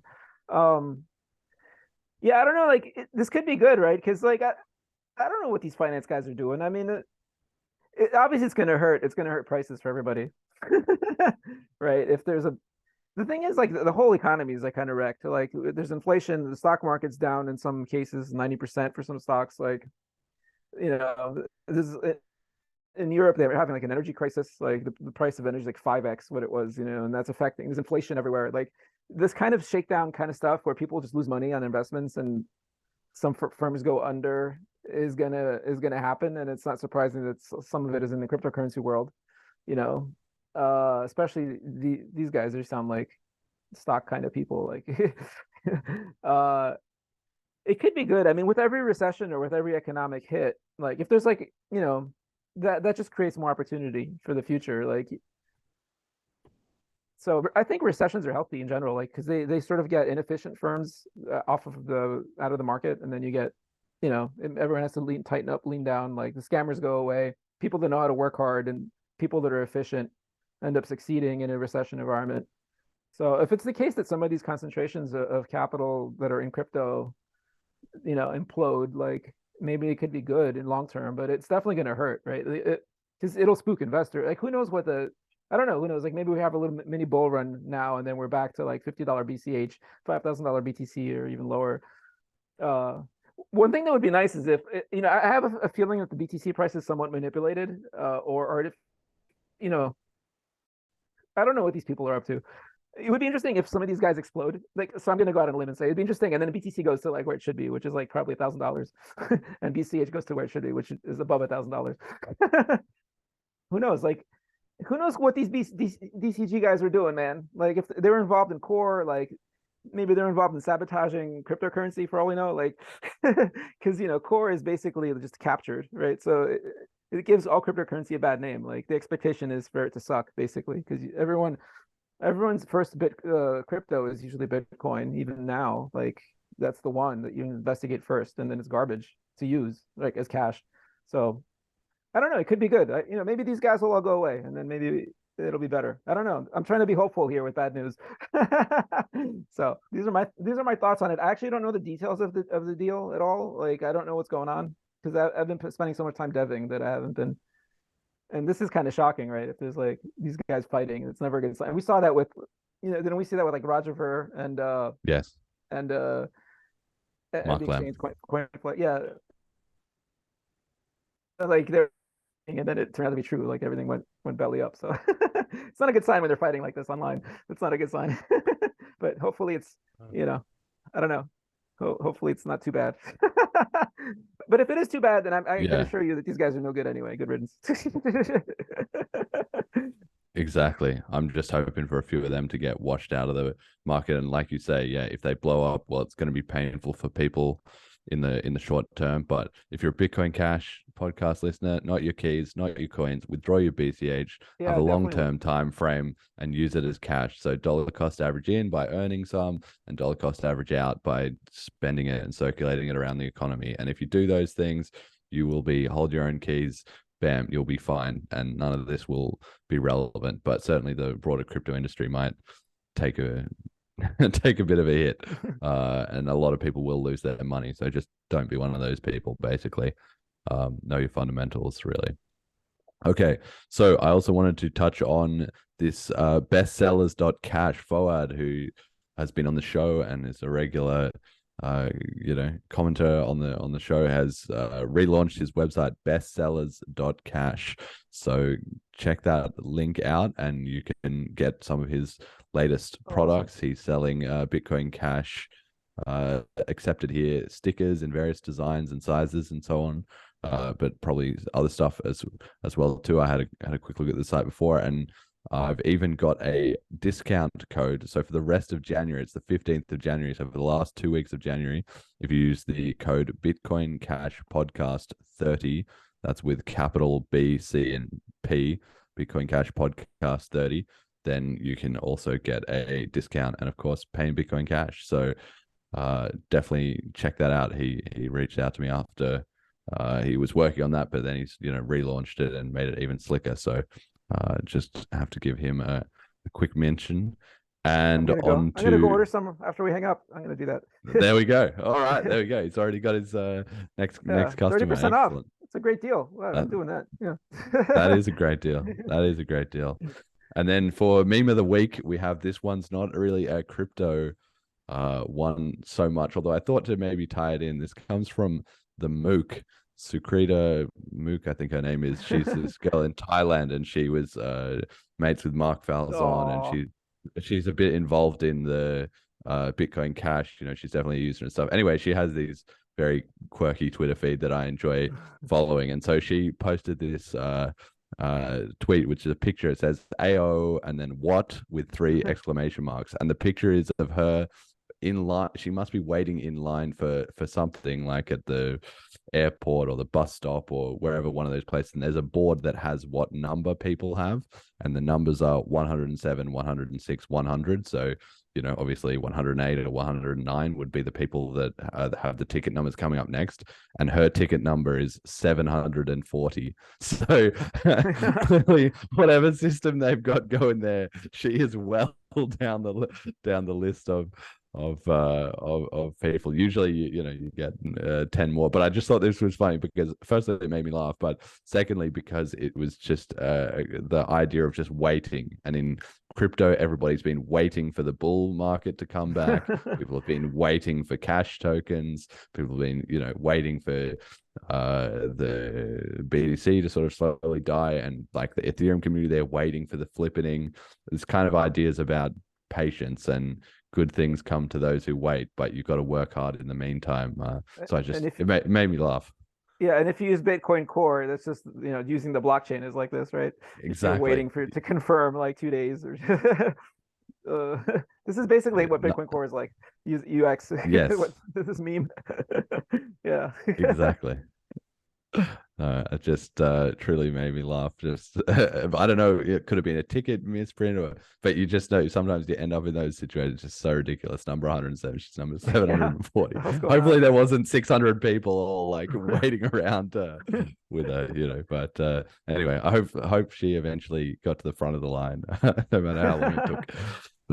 So then we've got message to the community. So this is your chance to just talk to the listeners, to the Bitcoin Cash community at large. One of the reasons you came on this show is because you said something on Twitter like, I don't get as involved in a lot of these, sort of media or content or discussion. You're just head down coding away. So here's your chance. What do people need to hear in Bitcoin Cash? Oh, what do people need to hear in Bitcoin Cash? I feel like what we've said already. I think we're the truest Bitcoin. Of course, Bitcoin Satoshi's vision, BSV says that, and then Bitcoin Core, obviously, they consider themselves the center of the universe. But I think, and I believe, we are the true Bitcoin. We are the continuation of Satoshi's work. We have the principles that Satoshi laid out and that everybody agreed to until it was captured by BTC in 2015 onward.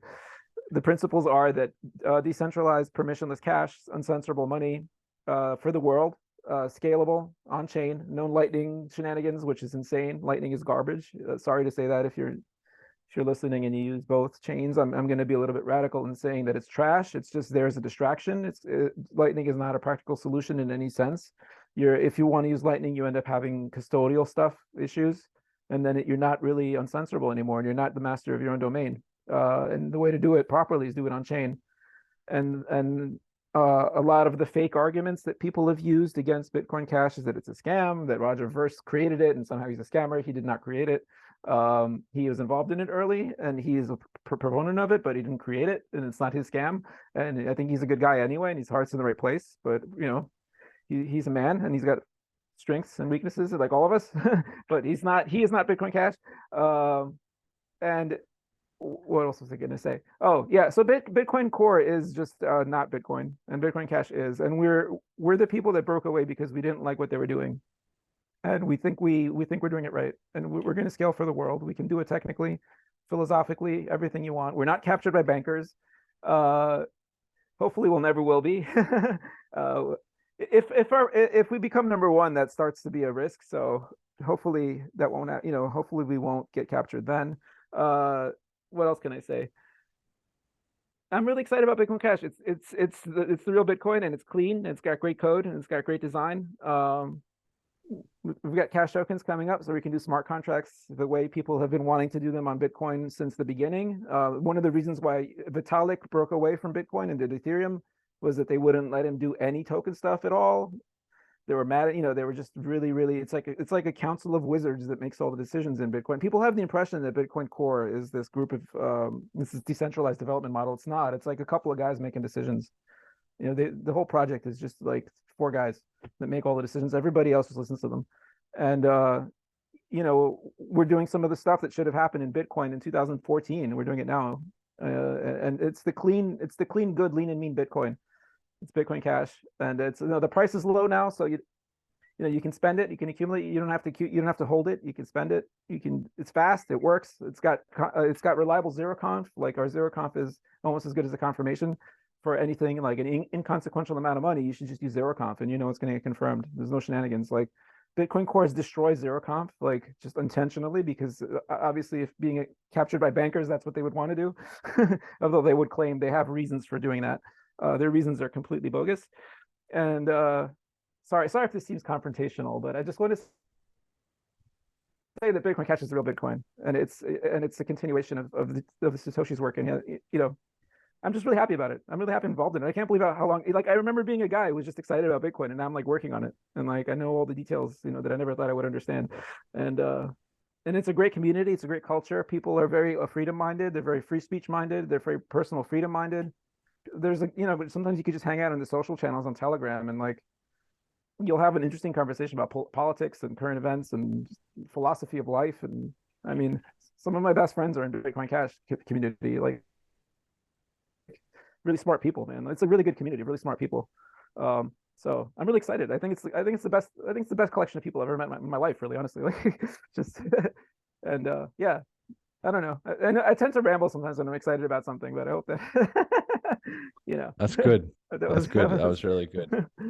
I'm backing you all the way that Bitcoin Cash is the real Bitcoin. Obviously, that's been a very sort of controversial topic, not even outside the community, obviously, but even inside. We've had on this show, we've had several discussions and perspectives. Some people think, okay, you're just hammering on that same old thing. Like we need to get some new tricks or some new marketing angles. And then you have some people who think it's really important. And then you have some people who think that, well, maybe you want to sort of angle it a bit more towards the whole crypto scene. If you say, well, Bitcoin was the invention. So like you were saying, Litecoin and Dash and Bitcoin Cash, it's all just versions of Bitcoin, and trying to get people to see through, the forest for the trees a bit in terms of what's the actual mission. But for me, Bitcoin Cash is the real Bitcoin. And even though it's confusing and hard work to explain and educate people through, the logic and the reasoning like behind that, and it's kind of a not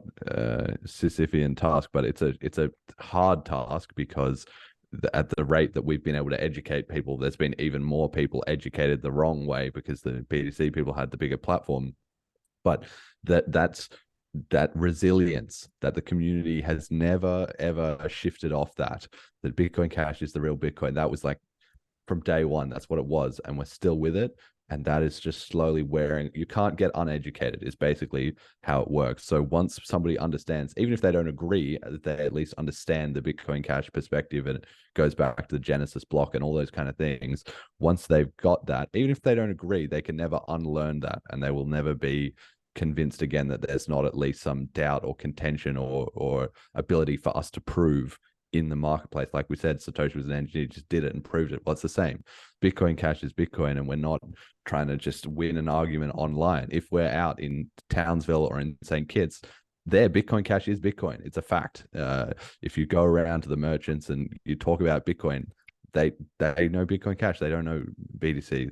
Maybe they've heard of it, but whatever, they don't care. Like, how are you going to use it? It's like ridiculous. What, are you going to deal with That's lightning right. and all that stuff? That's insane. It's already, crypto's difficult enough. Like, yeah. I want to get out to Townsville, man. That'd be awesome. Like, I should do that at some point. There was that whole COVID thing, and it was difficult to travel, especially to Australia, because they had more restrictions. So I would like to get out there. I would really like to get out to Townsville. I think it'd be very inspirational for me. Maybe at some point we could all meet in Townsville. Like, that'd be awesome. Like, just run it back with the conference. Before the pandemic. Yeah. Yes. So I did, like I said, I did go there recently, and I will give some of my thoughts of how I found it and sort of compare and contrast it to St. Kitts and stuff like that. But I'm trying to get Jonathan Silverblood on the podcast as well too, and he recently went there and did. So I think it would be the best if we just discuss it all with him, because we'll be able to kind of compare and contrast our experience. But it was definitely interesting, and it's great to see. It is probably the number 2 place in the world after, I think St. Kitts maybe has a slight edge on them, although it depends how you measure it. Is it by number of merchants, or by frequency of transactions, or by how much the locals use it? There's a lot of angles you can take, but I think probably it's certainly in the top 2 plays for Bitcoin Cash adoption, and maybe of crypto adoption probably in the whole world as peer-to-peer cash. So yeah, we've got a couple of those different places, and yeah, in those places, Bitcoin Cash is Bitcoin, and that's all that's going to expand to everywhere.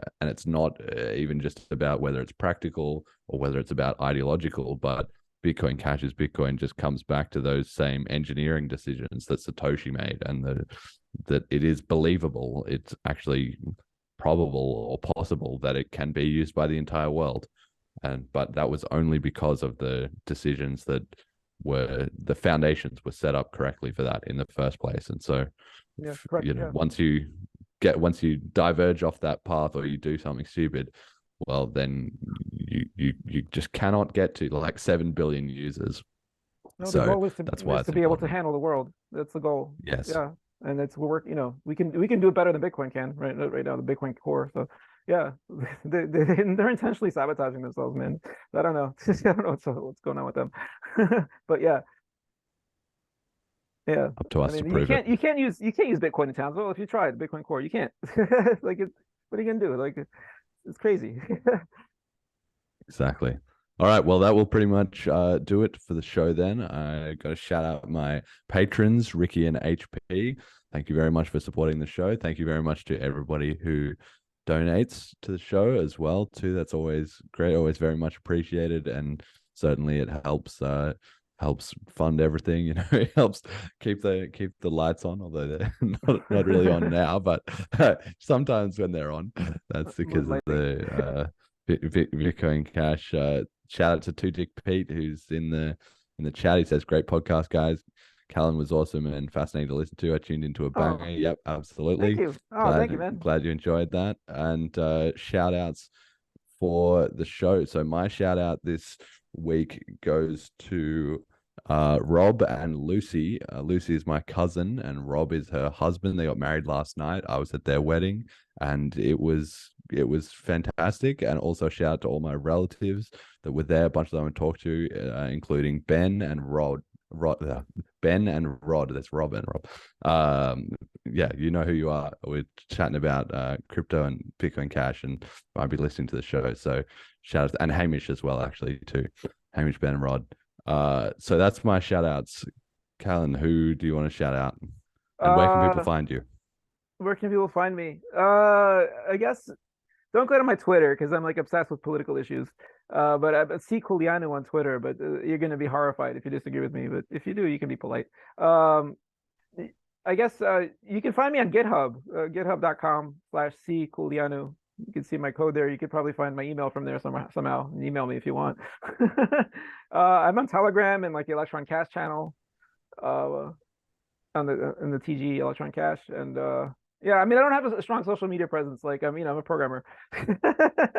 So, but you could reach out to me and have a chat with me anytime you want, if if anybody wants to, via Twitter, I guess, or Telegram.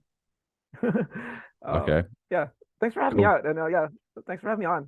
It was nice to be able to share some of the things I believe in and feel passionate about. I'm spending all my time in code, and it gives meaning for me to be able to discuss it in this format with you, Jeremy. So I really appreciate. Thank you for having me on. It was really exciting for me to be.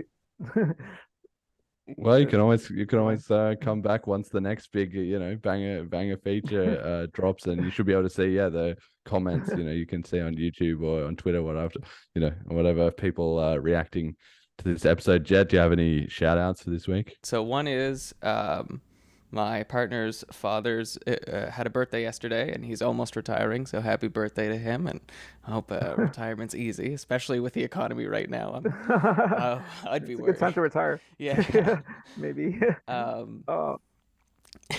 The other Stable shout out income. is actually to Calin and the rest of the Electron Cash guys. Jonas specifically.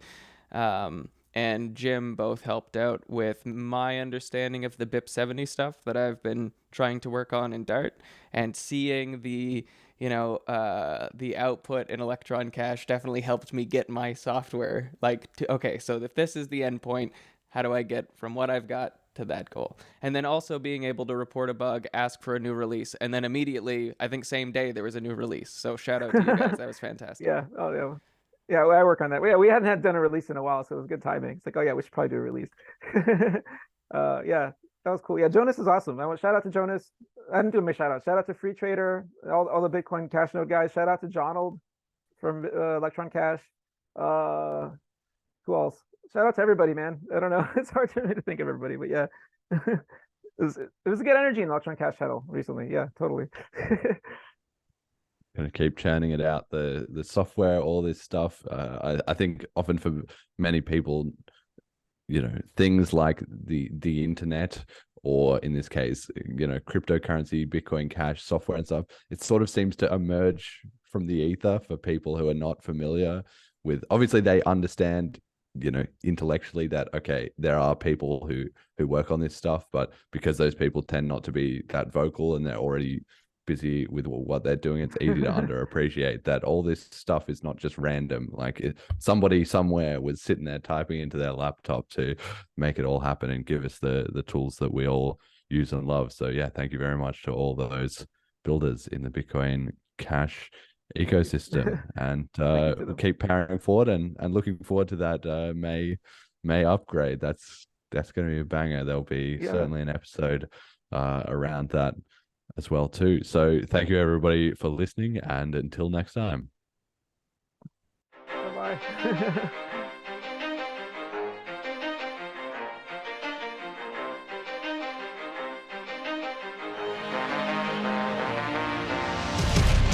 The greatest story the world has ever known. The rise and rise of Bitcoin. 2022. A single chance for the world, a single moment in time. Bankers captures all, our cryptocurrency flies. Gets to decide, Phoenix fly from the flame. Bitcoin BCH, forever changing the game. An underdog story everyone trying to deny. Bitcoin revolution.